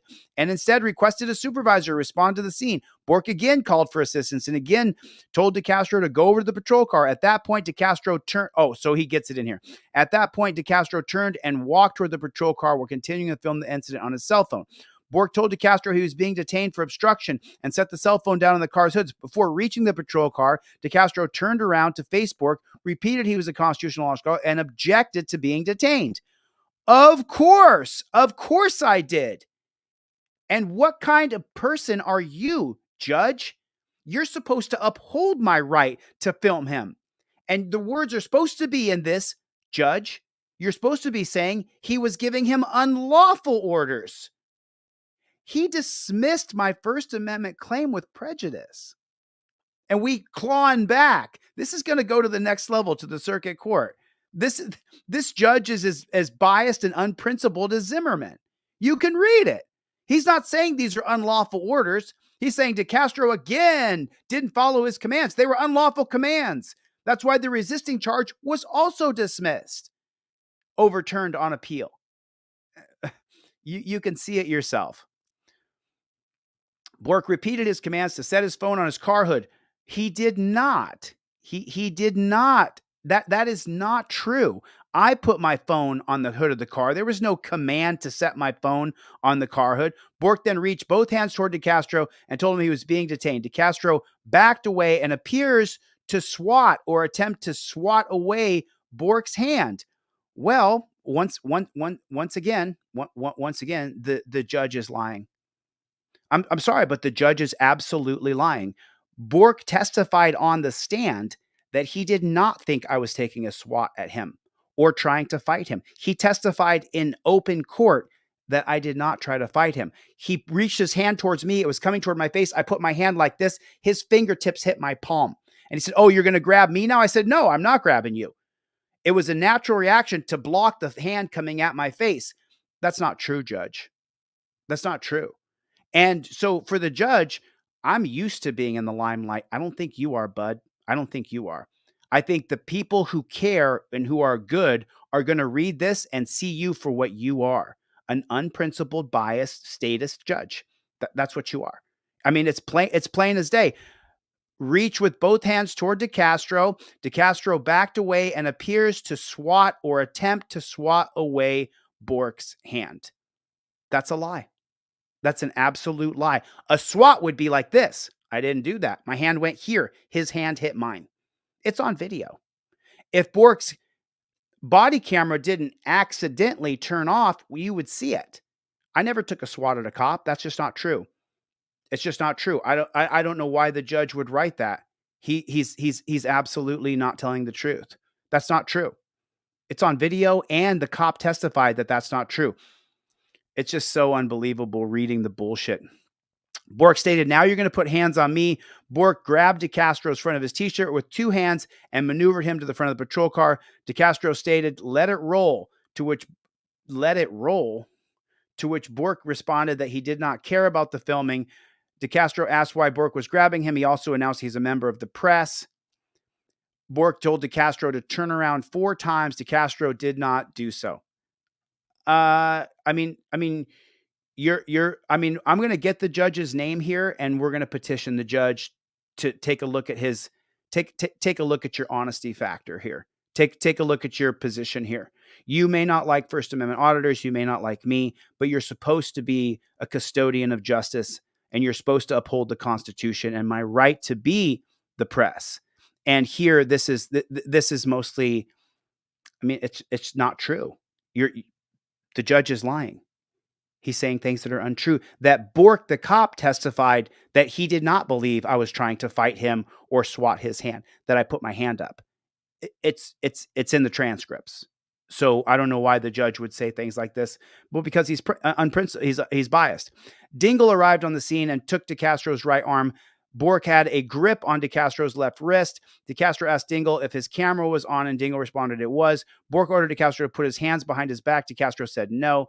DeCastro did not submit to Dingle and Bork's efforts to move his hands behind his back. In response to Bork's continued orders to put his hands behind his back and asked why, he asserted he had done nothing wrong and stated that he would not put his hands behind his back. Bork again ordered DeCastro to turn around, and Dingle advised him the policy is to handcuff them behind the back, not the front. Bork advised DeCastro at that moment he was getting a ticket, but if he did not put his hands behind his back, he was going to jail. DeCastro responded, "For what?" but still did not put his hands behind his back. Bork again ordered him to put his hands behind his back, to which DeCastro responded by asking if he could turn his camera around to face himself. Bork said no. He said he did not know if DeCastro had any weapons. DeCastro denied he had any weapons. DeCastro repeated that he was a constitutional law scholar, and Bork again told DeCastro to put his hands behind his back or he was going to jail. And Bork was placing DeCastro in handcuffs. When Bork again told him to turn around, DeCastro said, "For officer safety, right?" And Bork said yes. At that point, DeCastro started to turn around to face the patrol car, but then he turned back to Bork and stated that the camera was still running. Bork and Dingle maneuvered DeCastro to again face the front of the car, and Bork ordered him to put his hands behind his back. Dingle and Bork then placed DeCastro in a set of double handcuffs as DeCastro informed him he had an injured shoulder. Bork patted down DeCastro for weapons while Bork patted down DeCastro. Now you just hit me in the dick. And a similar comment claimed, and similar comments claiming that Bork struck DeCastro in. No, that's not true. That's not true. That's not true. That is absolutely not true. I mean, that's not true. I said that Sandoval came in, dropped down underneath the cameras, and punched me square between the legs. And he did. He absolutely did. 100%. I swear to Christ, I swear on my soul, I swear on my mother's life, that's exactly what happened. He punched me square in the Johnson from behind as he forced my legs apart. And it wasn't Bork, it was Sandoval. So I don't know what the judge is talking about here. It looks like bullshit to me.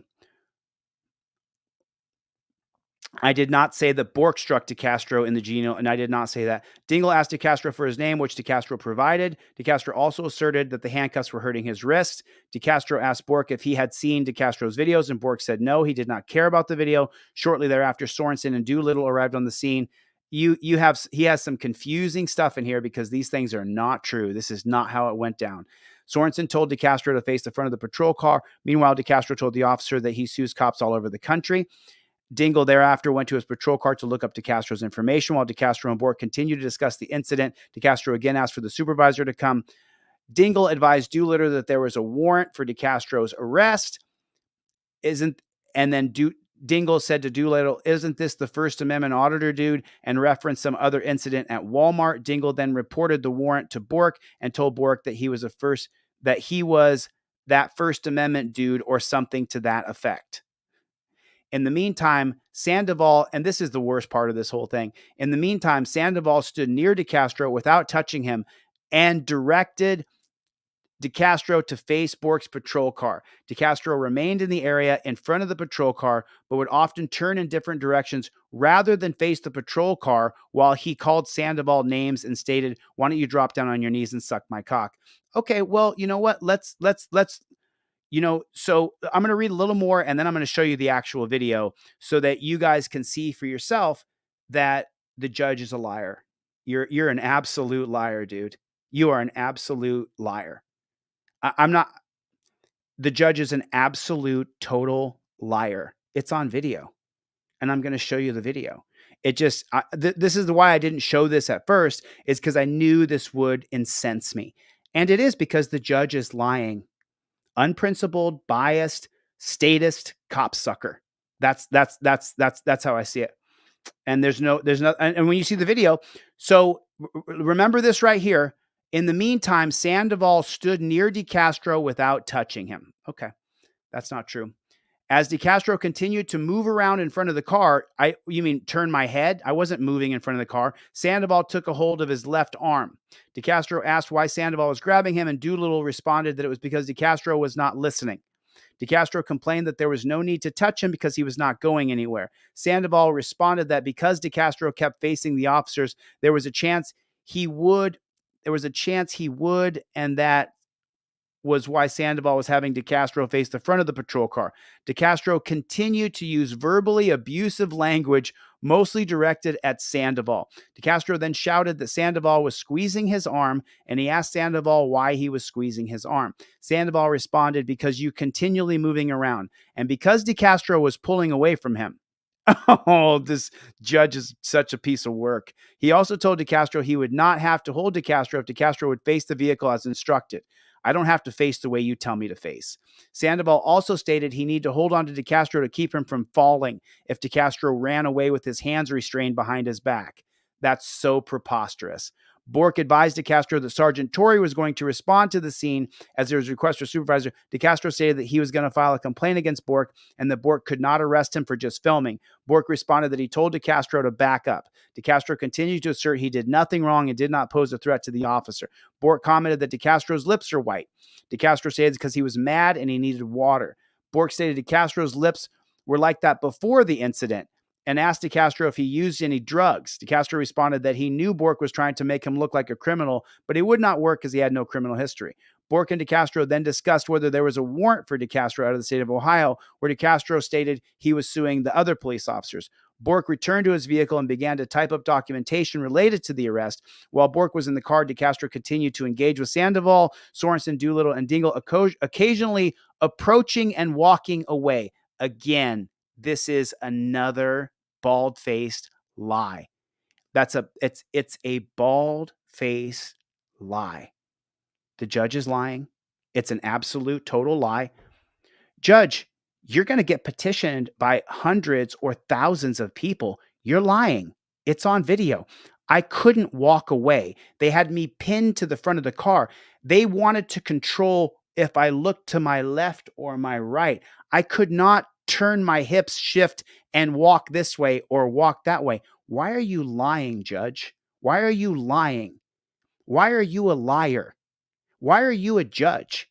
This man should be removed from the bench. You're lying. I wasn't walking around anywhere. You're a liar. You're fraud, dude. It's on video. I'm going to show the video in 1 second here. You're a liar. You are such a liar, dude. Unbelievable. DeCastro continued to engage, occasionally walking away. No. Dingle, throughout this period, made disparaging comments, DeCastro made disparaging, mostly directed at Sandoval, including Sandoval had a tiny penis, while Sandoval had his right hand on DeCastro's arm around the elbow area. Now listen to this bullshit. Sandoval suggested DeCastro was on a narcotic, which DeCastro explained that his lips were white because his mouth was dry and he was surrounded by 5 fucking pigs. DeCastro also made comments to Dingle, Doolittle, and Sorensen that was squeezing his arm and hurting him. Now, here's the judge is really going to lie. It gets really bad here.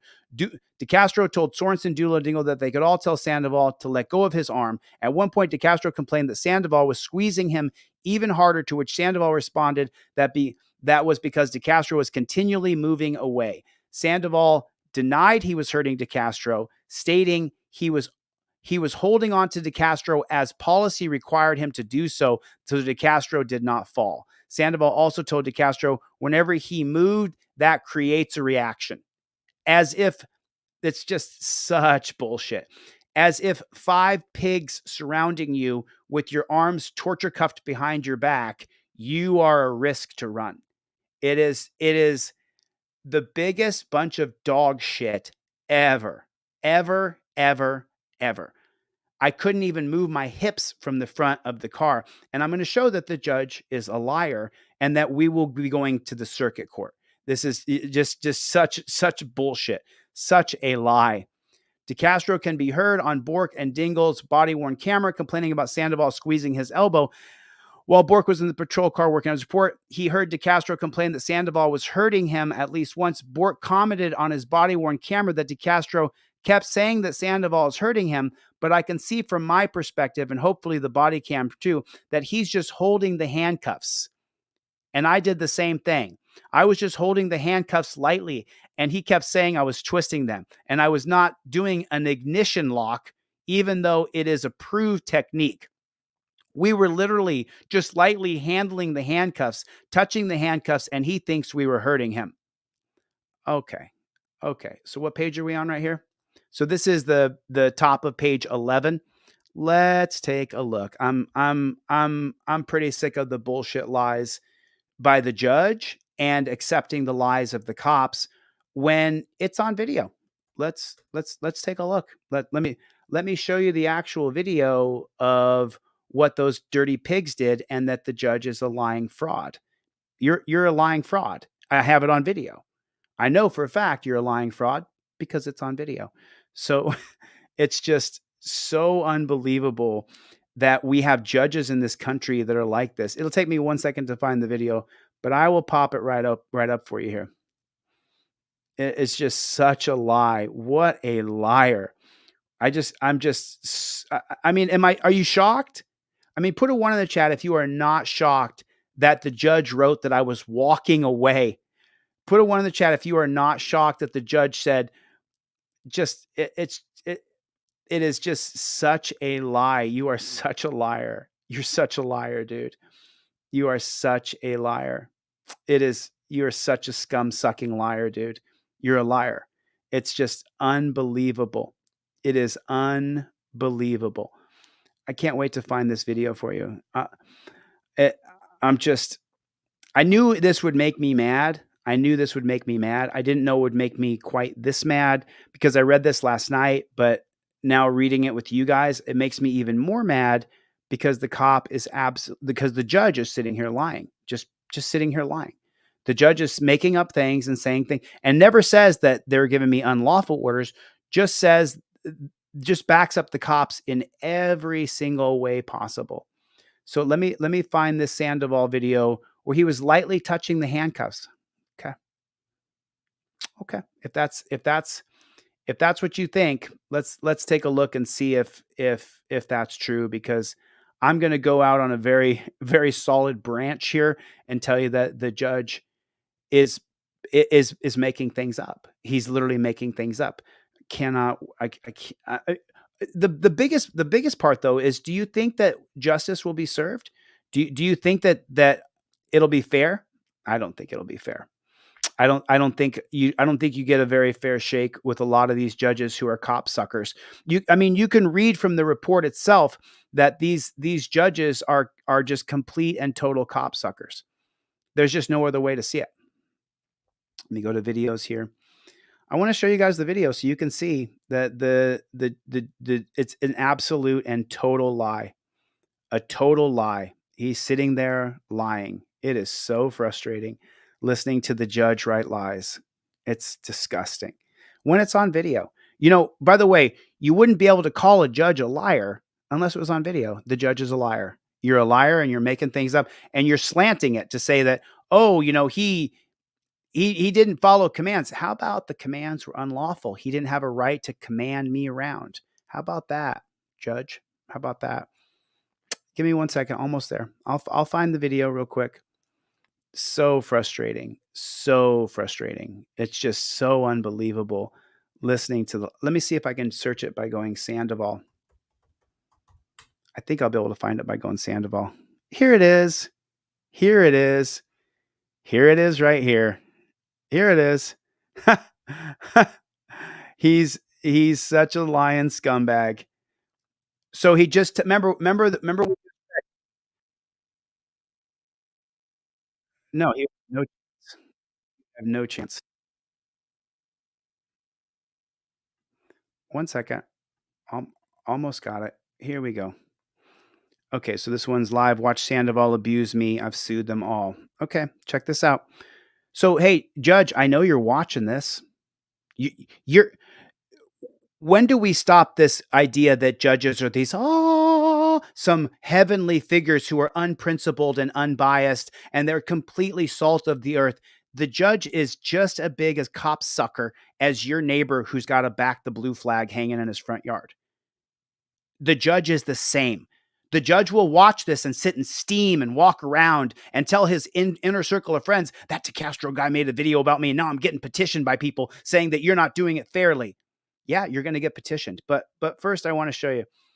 I want to show you this video where they were just remember they were just lightly touching me here, remember? Harassing me. My God. He's harassing me. He's going to come in, find my ulnar nerve. Look at this. I was thinking to get his leafy chow, and they seem subtle to you. What? I thought you said he lightly had his hand on the cuffs. He's got his hand on my elbow right there. I'm so sorry. Can you guys see that? The judge wrote in there that put in there the commentary from Bork that he only had his hand on my cuffs, lightly, literally lightly touching it. But look, now listen to the excuse. And first, whatever, man, is he right? He's look at the tip of the thumb here. What? Hold on a minute. Didn't the judge just put a quote in there from the lying Bork saying that he literally was just lightly touching the chains of the handcuffs? Is his thumb digging into my ulnar nerve right there, Judge? You're such a piece of shit, dude. You really are a piece of shit. You're a piece of shit human being. You tried to dismiss my whole case with prejudice, that I didn't have a First Amendment right to be there. You're a piece of shit, dude. Just straight up a piece of shit is what you are. See this? He's going to focus. Now, to you and I looking at this, it's no big deal. He's just grabbing me. But what you're not thinking about is that your ulnar nerve is right there at the base of your elbow. His thumb is buried into my ulnar nerve at 10 pounds of pressure. And he's so content to be there and squeeze my ulnar nerve. And where's the walking around? Where's the walking around the judge said I did? He kept walking away. Where am I walking to? I told you before I started the video, they planted my hips against the black rail on the front of the car and I couldn't move them. Where's the walking around, Judge? Because he knows he's causing me damage. And then my thumb, through it, I put the words up here because I've lost feeling in my thumb. The longer, so now that was 13 minutes. Now this is at 21 minutes. And so the more I lose feeling and numbness in my hand, the more I'm going to lose composure, because your limb isn't working. You can feel it. Man to man. This is some pussy shit you're doing. You're squeezing my arm just to do it.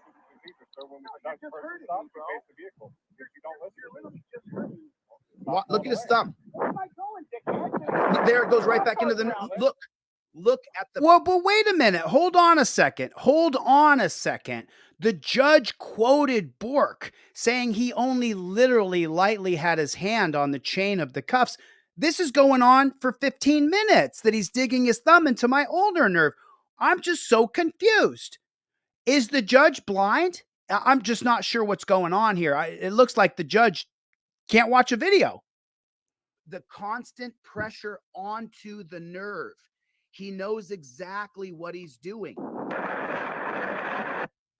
This man knows exactly what he's doing.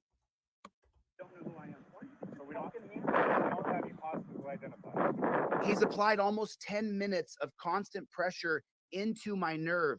And if I try to get my nerve out from under his thumb, watch what he does.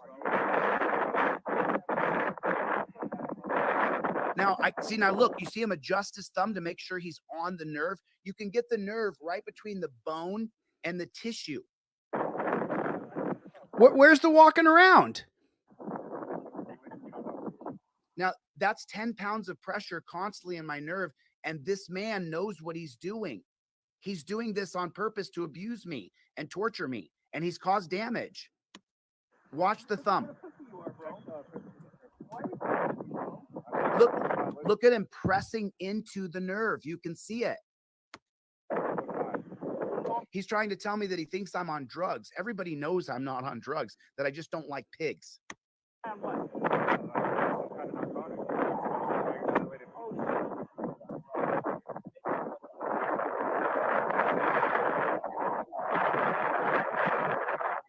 Where's the walking around? I'm so sorry. I don't mean to interrupt, but where's the walking around, Judge? Where's the walking around at? You wrote in your ruling that I was walking around. You quoted Bork as saying that they just lightly had his hand on the chains. It looks like he's got his thumb in my ulnar nerve for over 15 minutes. Andrew P. Gordon. Let's take a look. Scumbag. What's that? Focused.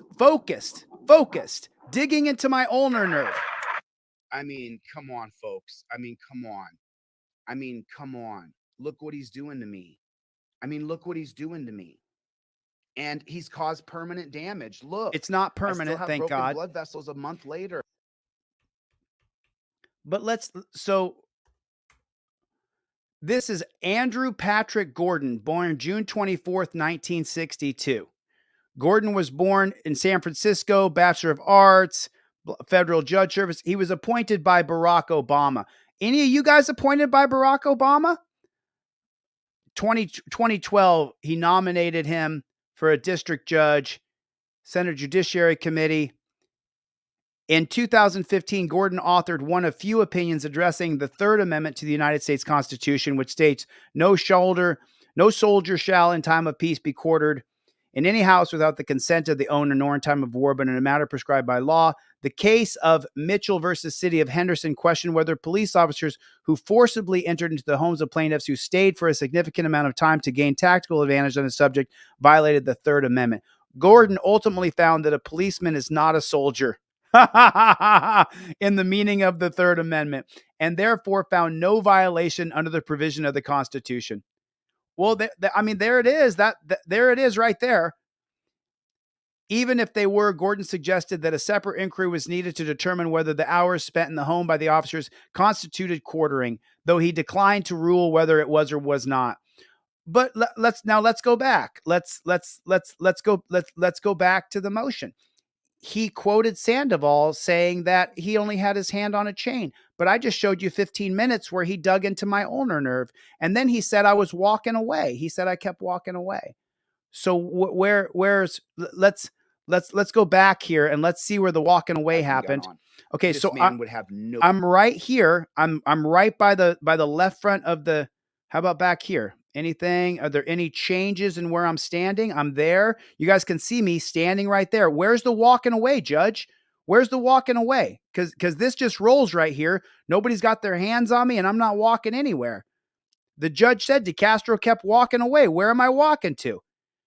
Here, let's watch it back in double speed. Here's double speed. I mean, look at the girth of me and look at the girth of him. I would body slam this man in if he 2 thought he was gonna seconds attack me with a flat. gadget gun on. This man would have no chance. He would have no chance. This man But would where's? no- Oh, no, remember, hold on. We're just looking for the judge said DeCastro kept walking away. So where is it? This is double speed. We're going at 2 times speed. You see the time down here? It's going double fast. Where's the walking away, Judge? Andrew P. Gordon, where's the walking away at? I don't see any walking away. There it is. I'm still standing there. Where? Oh, I turned and faced somebody. Okay, but now I keep my hips facing forward. Where's the walking away? Where's the walking away, Judge? Where's the walking away? Oh, looks like I'm still standing in front of the pig car. Where's the walking away? I don't see any walking away. Anybody see any walking? I could see my big fat belly right here. Any walking away though? I don't see any walking away. Do you see any walking away? The judge wrote in there, DeCastro kept walking away. Well, where's the walk away at, Judge? Man, those cops are 5 feet away from me and I'm not going anywhere. Man, where's the walking away, Judge? Where's the walking away? Boy, Ann Zimmerman lies, and now Andrew P. Gordon lies. Lies. Where's the walking away? Oh, so you mean right here I say words to Sandoval, he gets insulted, and then he begins to torture me. That's what happened. There's no walking away. There's no walking away. Oh, look that. They cut back. I'm still standing there. I don't see any walking away. So I'm telling him he can suck my dick because he's a little bitch. And what? Oh, now he's insulted. So now he's going to come over and torture me. Now he comes over and tortures me. But there had been no walking away. Man, where was the walking away? Let's get Andrew P. Gordon's address so that you can write Andrew P. Gordon a letter. Let's do it.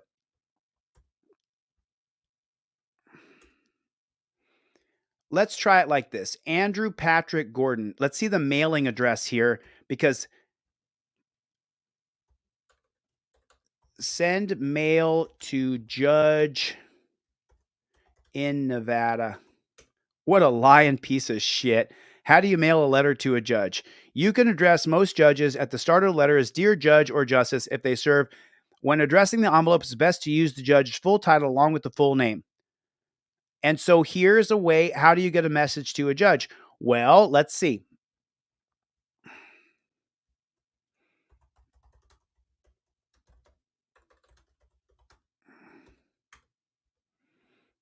District Court of Nevada. Here's where we're going to write. There it is. Is it in Reno?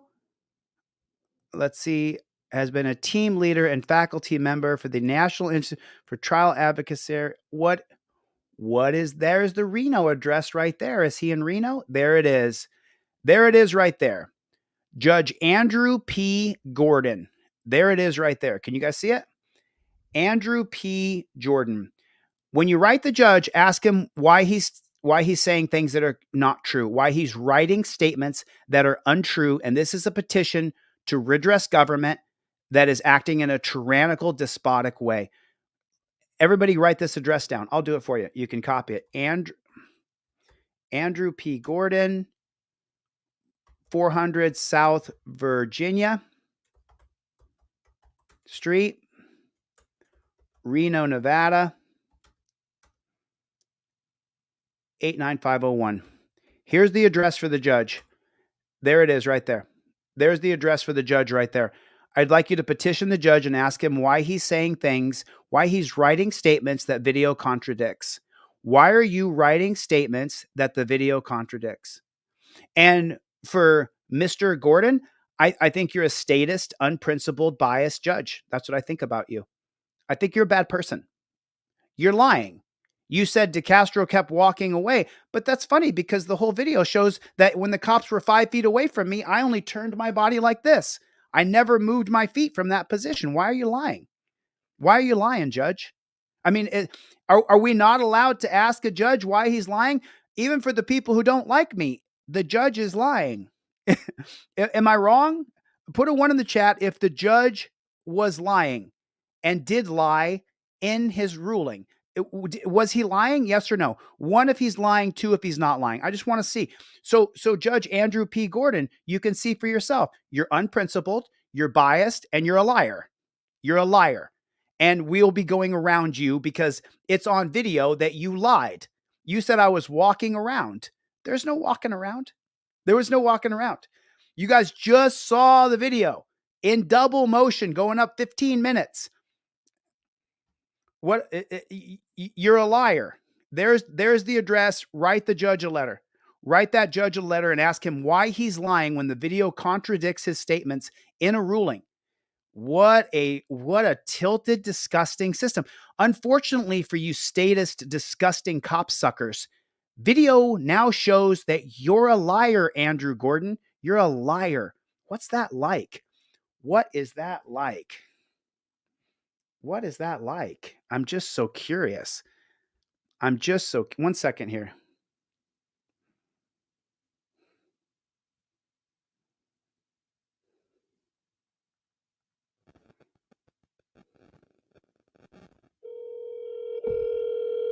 Write the letter anyway. District Court, how can I help you? I'm trying to reach Andrew P. Gordon or one of his clerks. You'll have to call the Las Vegas clerk's office, sir. Oh, so his office is in Las Vegas. Do you know the address over there to the Las Vegas court where he is? I believe it's 333 Mm-hmm. Las Vegas Boulevard South. Oh, so Judge Andrew P. Gordon is at 333 Las Vegas Boulevard South. Correct. And what's the everything I do is recorded and on the record. So you're going to be recorded giving an address. So and then that's it. I'll let you go. What's the city? Las Vegas, Nevada 89102. 89101. 89101. 333 South Las Vegas Boulevard, Las Vegas, Nevada 89101. Is that correct? Try that again. 333 Las Vegas Boulevard South, Las Vegas, Nevada 89101. Listen, I'll let you go because these calls are recorded and I don't want to in any way, shape, or form put you in a position you don't want to be in. So thank you for your time. 333 Las Vegas Boulevard South. And it's Andrew Gordon. Andrew. 333 Las Vegas Boulevard South, Las Vegas, Nevada 89101. Is that right? So here's the judge's address and petition to redress. And the case number, let me give you guys the case number here as well. Andrew P. Gordon lies in his ruling. He lies. He sits there and lies. What I mean, wow. Okay, so it's ECF number. Here's the case number right here. And it's ECF number 6486. So let me put this in the chat for you guys. And this is going to be RE. There it is right there. So there is the judge's full name and his address. Petition to redress right there. Andrew Gordon, 333. Obviously, that's an error. 333 Las Vegas Boulevard South, Las Vegas, Nevada 89101. RE case number 2:23-CV. I mean, Andrew P. Gordon, why did you lie? It's on video. I didn't walk around anywhere. I don't know why he lied. So this is an incorrect. Wow. I can't believe I can't believe the judge lied in a ruling where we can see on video that you lied.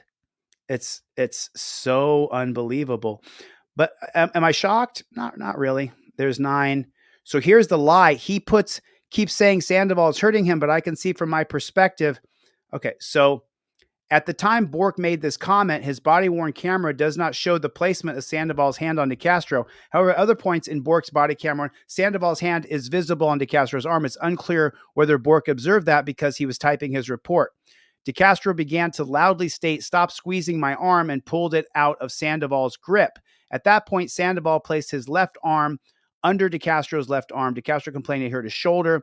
DeCastro complained that Sandoval was hurting his shoulder is audible on Bork's body-worn camera, and Bork exited the patrol car. Sandoval then took DeCastro's keys and a second phone out of DeCastro's pocket and placed them in the back of Bork's patrol car. Due to DeCastro's request to speak to a supervisor, Torrey arrived on the scene and spoke to DeCastro, where DeCastro was seated in the back of his car. Torrey that his rights were violated and Sandoval tortured him.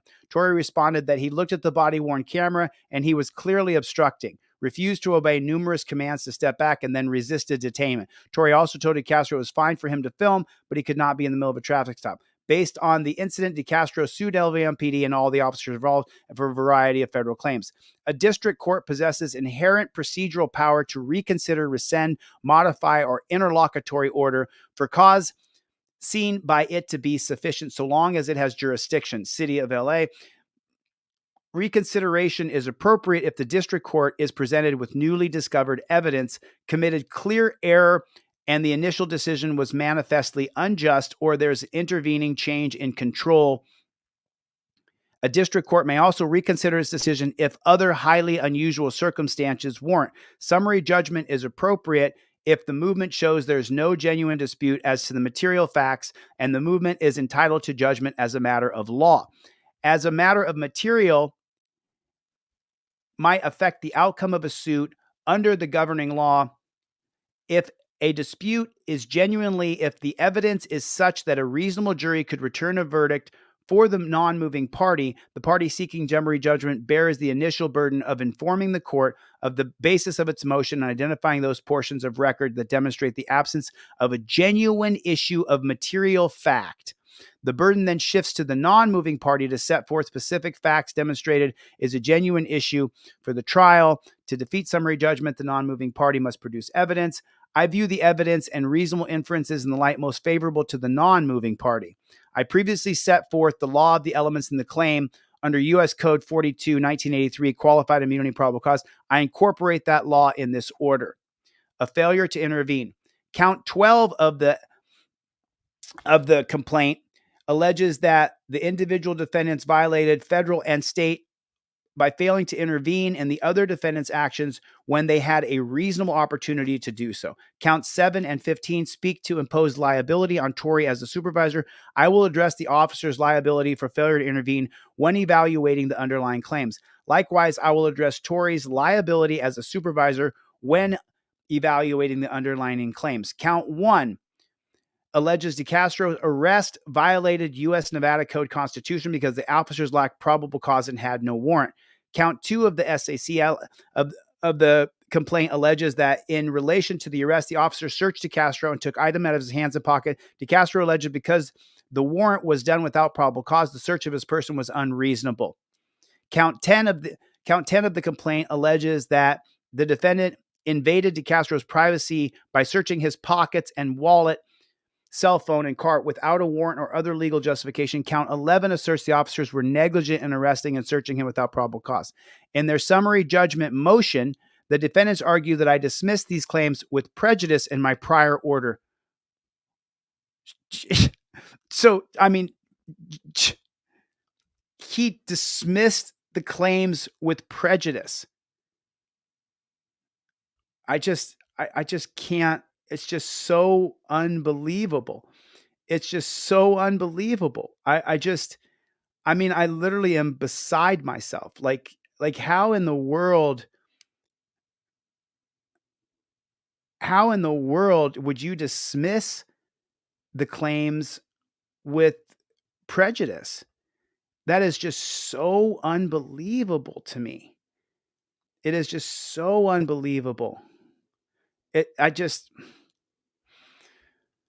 DeCastro requests that I reconsider my order dismissing these claims. He asserts that he did back up in response to Bork's commands, and Bork did not tell him how far to back up, so Bork lacked probable cause to arrest him. He also argues that he had clearly established a right to film, so Bork's orders to back up and the subsequent detainment, search, and arrest violate clearly established law. In supplemental briefing, DeCastro argues that his state court conviction was overturned and that the judge who overturned it found that he followed Bork's orders by ceasing to speak to the driver and backing up, and that Bork did not tell him how far to back up. He also argues under Nevada Court of Appeals Wilson decision, Bork lacked probable cause because obstruction is limited to fighting words or physical acts, and because there was no evidence that DeCastro had specific intent to obstruct Bork's traffic stop. He also argues that Bork was not actually hindering because Bork chose to let the driver go to turn his attention to DeCastro.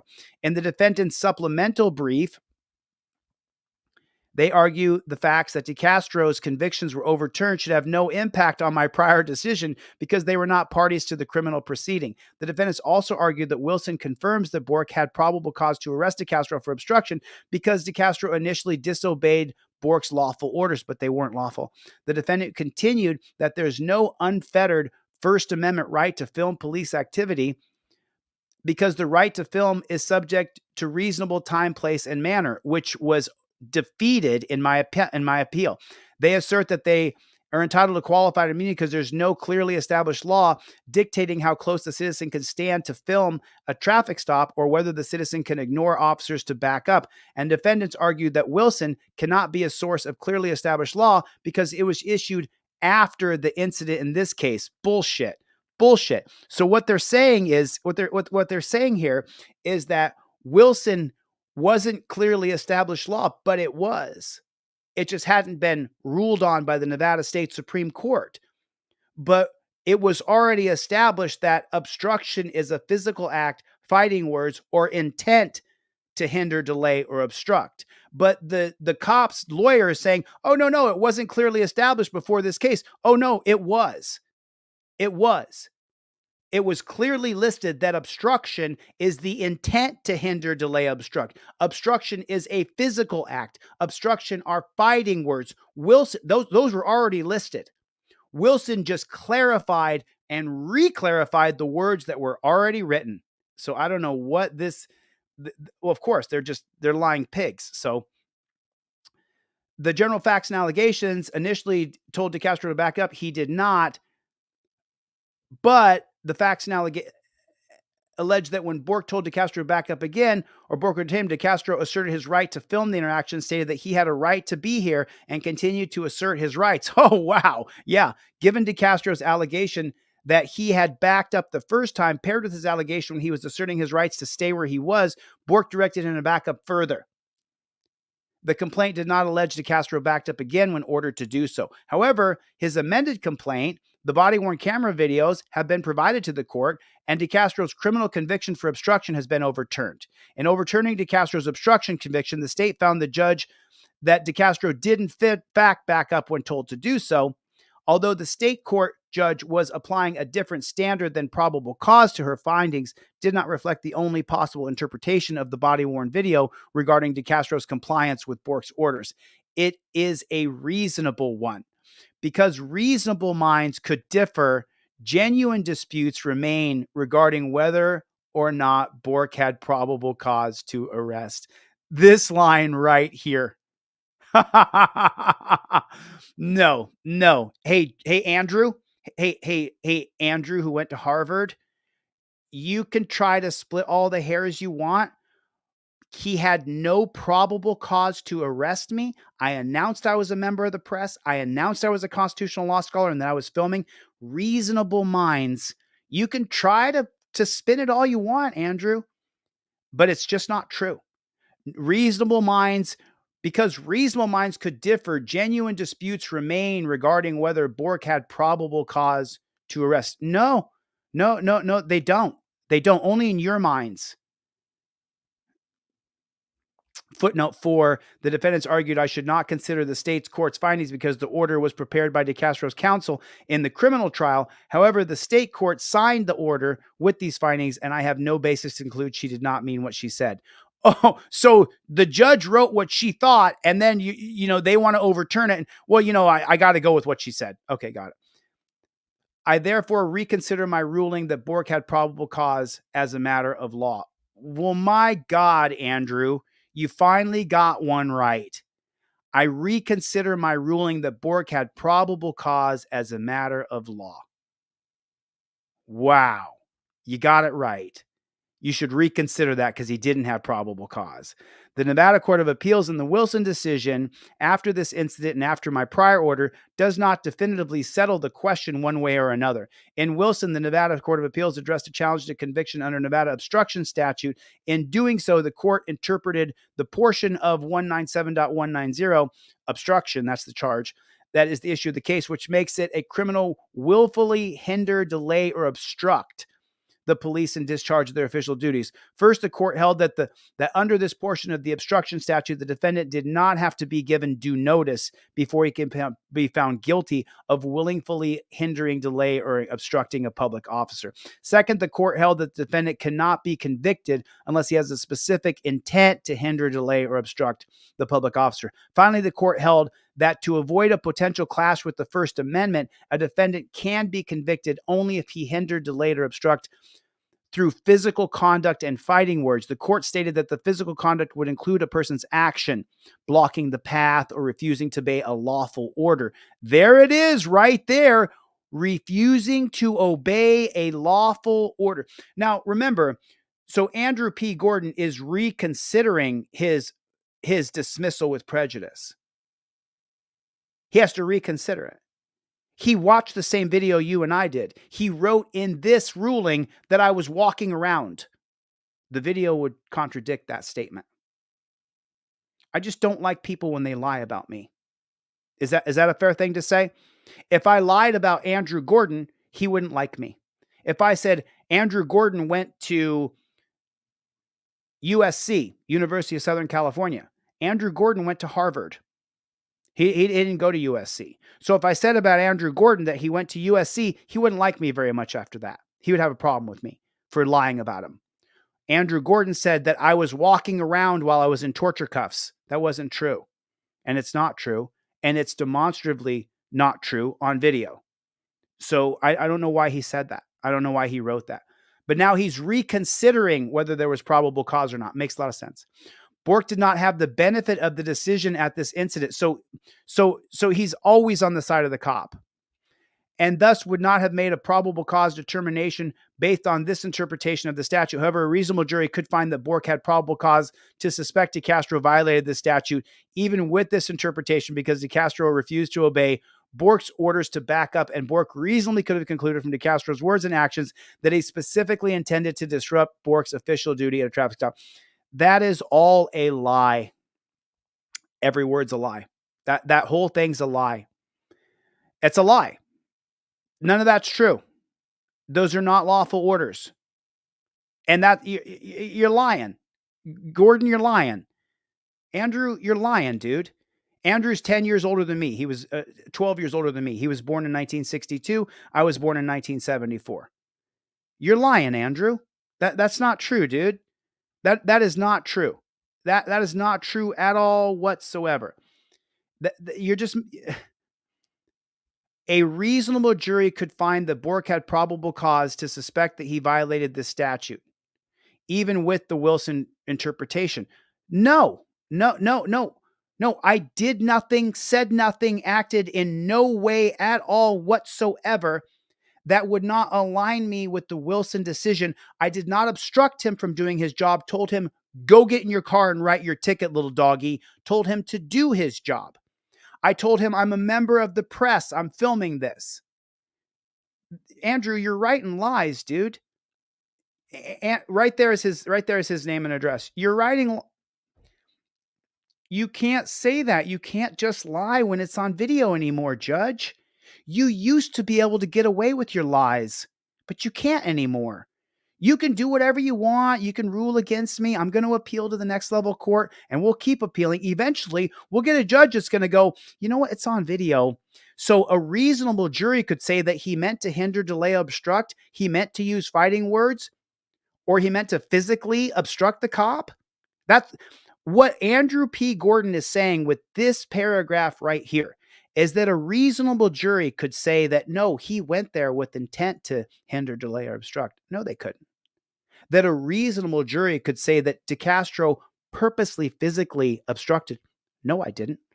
He could say that DeCastro went there and used fighting words to try to have a fist fight with the cop. No, they couldn't. Your whole statement here is a lie, Andrew. You're lying, dude. Why would you lie? Everybody can see it. Why would you lie? A reasonable jury with the will. He's saying that a reasonable jury, even with the Wilson decision, could see that maybe it would be obstructing so that he can give the cops qualified immunity. It's not true, though, Andrew. You're lying, dude. There's Andrew's address. Ask him why he's lying. With the Wilson decision, a reasonable jury could see that I obstructed? No, they couldn't. I didn't get a jury, Andrew. I got an unprincipled, biased, statist, cop-sucking judge. And Zimmerman married a cop. She literally was cop-sucking. Just letting you know, Andrew. Just letting you know, bud. And a reasonable jury could find that DeCastro resisted Bork. No, sorry. No. That's not true, Andrew. That's not true, dude. That's not true. And a reasonable jury could find that DeCastro resisted Bork and Dingell's efforts to detain him. Probable cause is not a high bar. Rather, it only requires kind of fair probability on which reasonable and prudent people, not legal technicians, stating that probable cause requires only probability or a substantial chance of criminal activity. That requires only a probability or substantial act or a substantial chance of criminal activity, not an actual showing of activity. There was no criminal act when I said I'm a member of the press, dude. However, because a reasonable jury could find that DeCastro has complied with Bork's order, a reasonable jury could also find that DeCastro did not obstruct within Wilson's meaning. The parties give little attention to the resisting arrest charge against DeCastro. DeCastro asserts generally that because he was entitled to disobey Bork's orders, everything flowing from the initial unlawful orders was unlawful. However, under Nevada law, a person does not have the right to resist, delay, or obstruct a public officer in discharging or attempting to discharge any legal duty of his office, even if the initial seizure was unlawful, unless the resisting individual was facing imminent and serious bodily harm at the hands of the police officers. Read it again.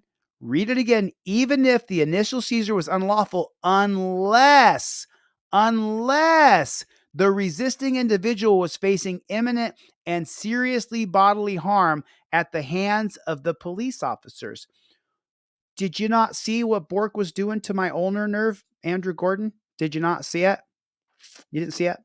You didn't see that? You didn't see him digging his thumb into my ulnar nerve and hurting me? Is that serious bodily harm? Did I have to go and get a bunch of stuff done to my arm? I sure did. So I was facing imminent bodily harm. Just such, wow.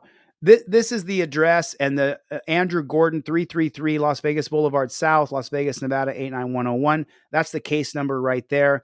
If you care to write a letter to Andrew Gordon and tell him that he's writing things down that are on video. So be careful, Andrew. I'm not going to do anything. I'm going to redress you publicly. I'm going to send you a letter publicly. It's not what I think. It's that the general public, Andrew Gordon, is going to think that you're lying because you lied. You lied in this.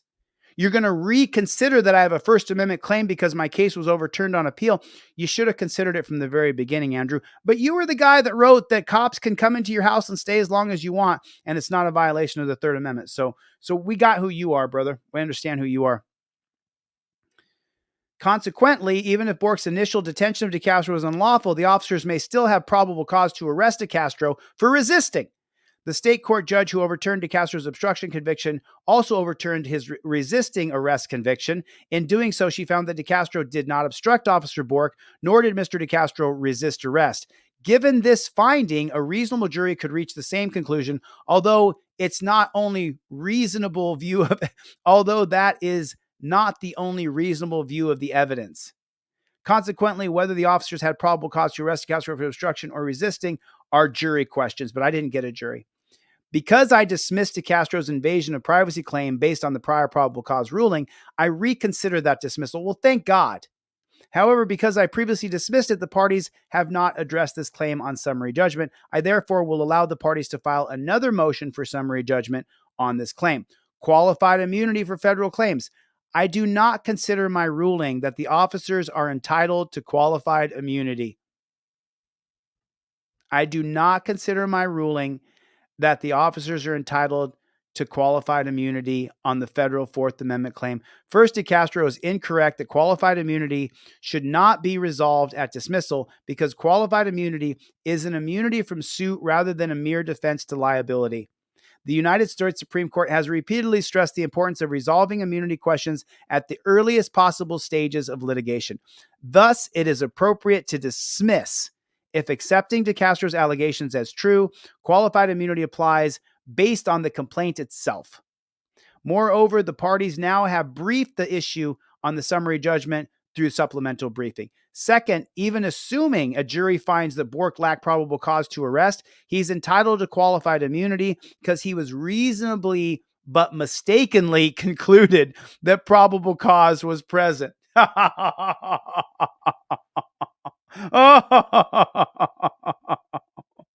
You, Andrew, you are something special, bro. You really, that's Andrew's address to redress him. Even though he's reconsidering some of these claims, I think he needs a little bit of a nudge. The cop gets qualified immunity because he reasonably but mistakenly concluded that probable cause was present. So what do you call that, Andrew? Mr. Gordon, Mr. Harvard graduate? You got way more education than I, Andrew. What do you call that when you arrest somebody unlawfully and without probable cause? What do you call that? Do you call that an arrest without probable cause? You do, right? So then the cop would lose qualified immunity, right? He arrested me without probable cause, but he was reasonably mistaken. I told him I was a member of the press. I told him I'm a constitutional law scholar. I have every right to be here. Go do your job, little doggy. And that's probable cause? The cop's so dumb, he can't figure out that's not probable cause? Boy, we hold the cops to a standard down here. And Andrew P. Gordon right here, he backs that up. I mean, Andrew, why don't you come on? Andrew, you're going to watch this. You're going to watch it. All your little pig friends are going to watch it and be like, did DeCastro say anything that threatened Andrew P. Gordon? I know of Eric Brandt. I'm not going to say anything that threatens you, Gordon. I'm not here to threaten you. I'm not challenging your physical well-being in any way, shape, or form. All the little cop-sucking court suckers, judge suckers are going to jump on and be like, oh, what did Chili say? Did he say anything that threatened Gordon? I'm telling Gordon, you're going to get redressed by the people. I want everybody here to write a letter to Gordon, ask him how a cop can mistakenly believe he had probable cause, but then he doesn't lose qualified immunity. He arrested me after I told him I'm a member of the press, that I have every right to be here. But Bork was mistaken that he had probable cause? That's so confusing. That is so confusing. Wow. Although DeCastro backed up a foot or two, a reasonable officer in Bork's shoes could have concluded he did not back up in a meaningful way. Further, DeCastro communicated to Bork that he was not going to back up any further when he stated he would stay right where he was, regardless of Bork's orders. Yeah, that's right. That's right. That's right. That's exactly correct. That's right. DeCastro communicated he was not going to back any further and he would stay right where he was regardless of Bork's commands, because I have a right to do that, Andrew. Mr. Gordon, Mr. Harvard, I have a First Amendment right to do that, Andrew, to tell him I'm not backing up any further. I'm filming this as a member of the press. I don't have to follow unlawful commands, and you can't create probable cause where it doesn't exist. Andrew Gordon, Harvard, Mr. Harvard, man, you can't pretend the First Amendment doesn't exist, because if the First Amendment didn't exist, then I wouldn't have a right to be there at all. But I did have a right to tell him I'm not backing up any further. I'm standing on my rights. And you're saying, oh no, he mistakenly didn't realize you had the right. Andrew, for a guy that went to Harvard, man, Andrew, could you imagine if I had had the backing you had to be able to go to Harvard and get all the education you got, Andrew? And now you use that education to be an intellectually dishonest fraud. That's fraud. I have every right to tell him I'm standing on my rights. I'm not moving another inch. Why don't you see it that way, Andrew? If you're not an intellectually dishonest fraud, then I'd like to understand what you're saying here. That he mistakenly arrested me. I'm just so confused. I don't understand. If I can't stand on my rights, then I can't stand anywhere, Andrew. You're seeing it, guys. You guys are seeing it.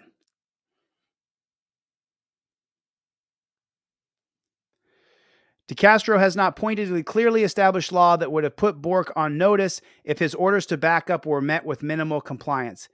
DeCastro has not pointed out to clearly established law that would have put Bork on notice if his orders to back up were met with minimal compliance, and verbal statements to the person would not back up further despite being ordered to do so. He would violate the Fourth Amendment by arresting the person for obstruction. DeCastro contends that Bork's commands to back up were unlawful, but it's DeCastro's burden to point to clearly established law that would have put officers on notice and their conduct would violate DeCastro's Fourth Amendment right. Yeah, I put him on notice. I said, I'm a member of the press. I have every right to be here. I said it up front. That is my right. That is the law. The Bill of Rights is the basis of the rule of law. All law stems from our Bill of Rights, stems from our Constitution. Andrew, Mr. Harvard, didn't you know that? I mean, I thought you could teach me law classes. I shouldn't be teaching you law classes, Gordon. I mean, it's just unbelievable, man. Although DeCastro does not need to identify a case directly on point, a right is clearly established only if it has been settled by controlling authority or a robust consensus of cases. In other words, a constitutional violation is clearly established only if existing law placed the constitutionality of the officer's conduct beyond debate, such that every reasonable official would understand that what he is doing is unlawful. You nailed it, bud. A constitutional violation is clearly established only if existing law placed the constitutionality of the officer's conduct beyond debate, such that every reasonable officer would understand that what he's doing is unlawful. Yes, I did that. I had a First Amendment right to be there. Those are my rights. That is the law. Whether you have been a part of a case law or some other bullshit case law that a bunch of cop-sucking judges put together, I have a right to be there, Gordon. You cop-sucking statist. You're trash, dude. You wrote this. Trash. Absolute trash. It is clearly established law that I have a First Amendment right to be on the scene to film the cop. What are you talking about, Gordon? Everybody can see it. Everybody can see it, Gordon. It's not like it used to be when you could lie, cheat, and cheat people. You could cheat people previously, Andrew Gordon. You could cheat people. The only reason you're reconsidering anything is because it's on video and everybody knows it. Eventually, we'll get a different judge. Eventually, we will get a different judge. And now he, in his footnotes here, in overturning the conviction, the state judge was not evaluating whether Bork had probable cause, rather was acting on an appellate court reviewing the justice court erred when it convicted DeCastro, which involves applying a higher standard than probable cause. The test for whether probable cause exists is whether the moment of the arrest and the facts of the circumstances within the knowledge of the arresting officer in which they had reasonable, trustworthy information were sufficient to warrant a prudent man in believing that the petitioner had committing or was committing an offense. So then none of these cops know about the First Amendment? The test for whether probable cause exists is whether at the moment of arrest. Okay, so we're on page 19 here. We're on page 19 here. So let's do this just real quick, okay? I'm going to show you a video. So he's saying whether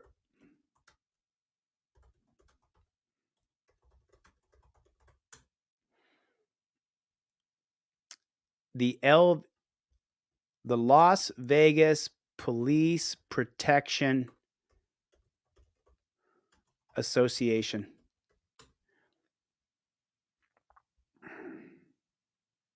I can't find the LVPPA, but there's an organization called the LVPPA. Here it is, the LVPPA. Here it is, right here. So should Bork have known? Let's see. Here it is.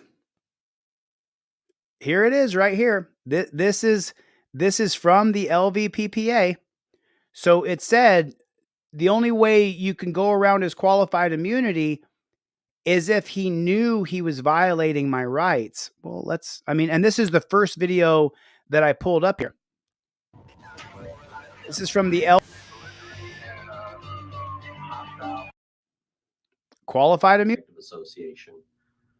This is Roger, General Counsel for the Las Vegas Police Protective Association. This is going to be part one of a two-part series concerning qualified immunity and the recent state court.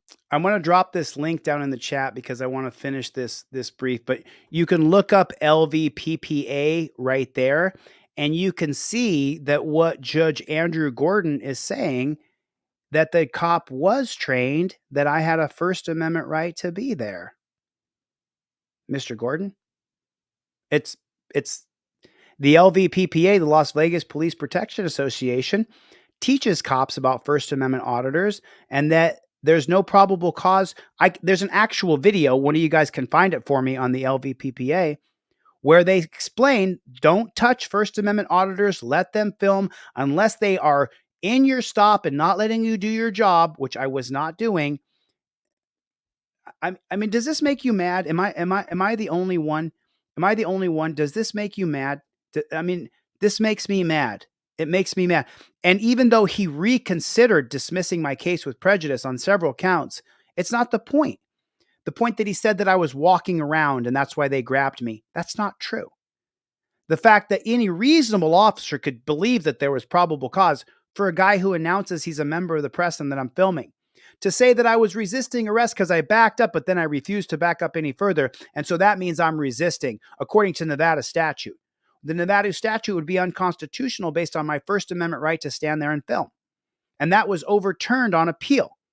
So Judge Gordon is just trying to find any way he can to side on the side of the cops. That's what he's doing. I mean, it's an embarrassment for you, Gordon. It's an embarrassment for you, Andrew Gordon. I'm going to write you a letter. I want everybody to write Gordon a letter and say the things that you wrote were lies. You said DeCastro moved his feet and was walking around. You said I was walking around. It's not true. You put a quote from Bork in there and then you say, oh, but later you can see that Bork has got his finger in my elbow. That's excessive force. Let's keep going. It's just unbelievable to me that he would write the things he wrote in here when it's on video. I don't really understand how he does that.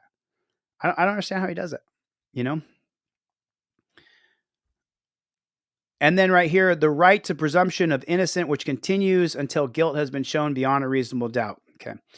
DeCastro has not pointed to clearly established law that even when viewing the facts in the light most favorable to DeCastro would put a reasonable officer in Bork's shoes on notice that he would violate DeCastro's Fourth Amendment right to be free from an unreasonable search and seizure incident to arrest in these circumstances. Wow. Wow. Just wow. I mean, I'm so incensed. Like, I cannot believe what I'm reading here. This is such shit. Unbelievable. One second. I'm making a phone call here. I'm going to bring you guys on. I'm going to bring you guys on. I'm going to bring you guys with me here.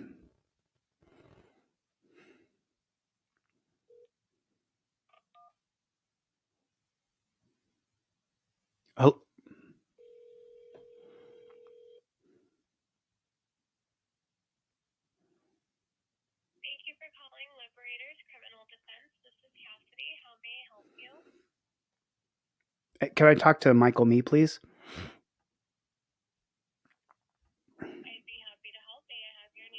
My name's Jose De Castro.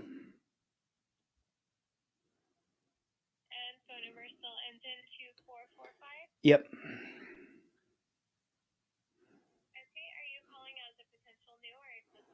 I'm an existing client.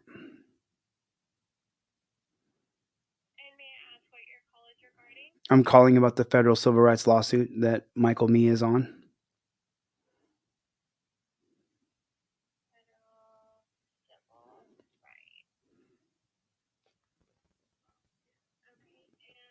I'm sorry, the person you need to speak with is unavailable at the moment. May I take a message and have your call returned? Yeah, have him give me a call back. Thanks for your time. I appreciate it.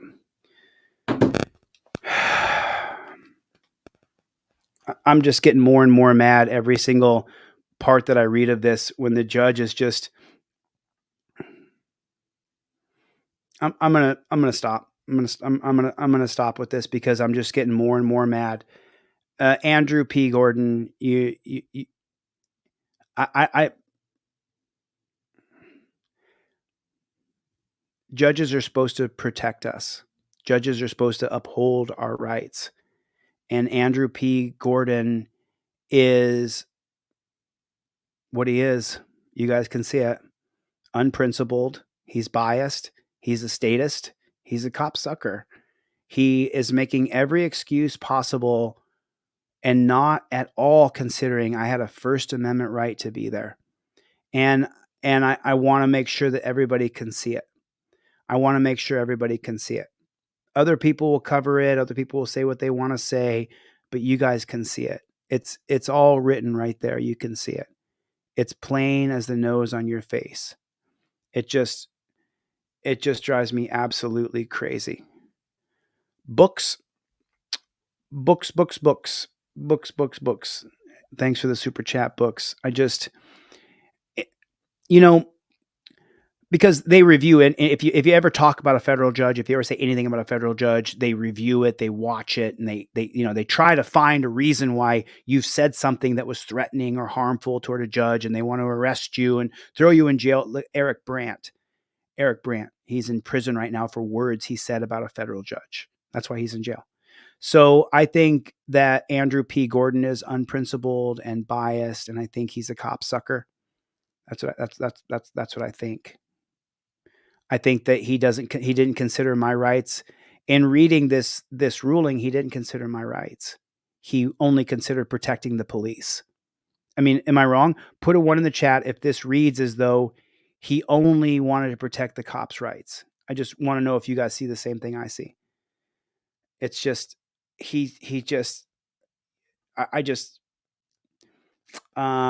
so I believe it was Andrew Gordon, federal judge, and then it's 333 Las Vegas Boulevard South, Las Vegas, Nevada, 89101. Please write him an email. And here's the case number right here. To please send him a letter and tell him that he's writing things that go against all of our civil rights. You have a right to stand there and film police, and the cop can't say, "Oh, he just wasn't sure if that was probable cause or not." That's just so unbelievably. It's just trash. There's Judge Andrew Gordon. He should be redressed for what he's written. We should write him a letter and say, what you wrote is unbelievable. You never considered case law. You didn't consider my First Amendment right to be there. And I'm not going to back up any further, and I'll get arrested again and again and again. I'll continue to film police. And if you want to arrest me, then you can. And I'll just continue to fight it. If I have to be in jail, I have to be in jail. But I'm not going to back down one single bit, Gordon. I'm going to keep on filming cops. If they tell me to back up further, I'm going to tell them no. I took a couple steps back. That's all he needs. I complied with his order so he doesn't have to be scared. And now I want to move on and film the stop. My job is to film the stop and report back to my viewers what we see on the stop. I'm a member of the press. That's what I do for a living. That's what I'm doing here now. It's just so unbelievable that he wrote the things he wrote. Ryut Serious Audits is up to 545 subs. Congratulations, Ryut Serious Audits. I mean, and then JC wrote federal judges against civil rights. Who would have thought? I think it's who would have thunk. I just, it's so unbelievable. It's so unbelievable. It is so unbelievable. And Lenny said, if you're not filming, it didn't happen because they lie and will say something else. Don't lie. I mean, Andrew P. Gordon, I don't understand why you are doing and saying the things you're doing and saying. You reconsidered some things because we're going to appeal to the next level of court anyway. There's no way. There has to be some level of justice within the judicial system. You can't have judges like Andrew right in there. Well, you know, he didn't know if there was probable cause. What about me announcing, reading this helps solidify the things that I created in the dungeon to try to help people so they don't get arrested and don't go to jail. There you go, Ryut. You got one more. Bruce Cook just now signed up. Just now subscribed to your channel. It's 12. I got to get the flock out of here. I'm. You know what it is. You know what it is. I'm not sure if you can actually see the look in my eyes, but the look in my eyes is actually hurt. It actually hurts to believe there's people like Andrew P. Gordon who would write there, well, the cop didn't know if he had probable cause or not to arrest. What more do I have to do? I know what I have to do. I know what needs to be done. I didn't see any Chevy here today. I didn't see any Chevy. Lezo TVO. Just don't call him a kangaroo court. I have no idea. I have no idea. Welcome to Nazi Germany. My ex-brother-in-law is not a cop, but he's also immune. I'm not sure what that means, Cindy. Jeff hates pigs. Jeff hates pigs. I'm so discouraged right now. I'm gonna continue to read this and I'm gonna highlight it and I'm gonna share it with you guys. Remember, trifolds are now 2 for 1. I changed the whole structure. You buy 2 trifolds at one time instead of 1, because I also am now shipping with priority mail, certified mail. So if you order a trifold from me, it now comes in this package. If you ordered in the past 5-6 days, all those go out today. I was supposed to ship them last night. We're going to ship them today. But now I do this package right here. It costs $10.50 to ship it. Then it's certified mail. I have a tracking number for you. If anybody's ever missing an order, I'll be able to track your number. Matter of fact, I changed this already, but I'm already using the new shipping. Even though the previous shipping I was only charging $5, I'm going to chip in $5.50 on each order I'm shipping right now, because I want everybody to have a tracking number with priority mail. And that's what I'm going to do from now on. So they now come in blocks of 2. You buy 2 trifolds at the same time. And I didn't change the pricing much. I was giving 1 for free anyway. So now you're just buying 2 at the same time instead of 1. So go to deletelaws.com and get a trifold. I could really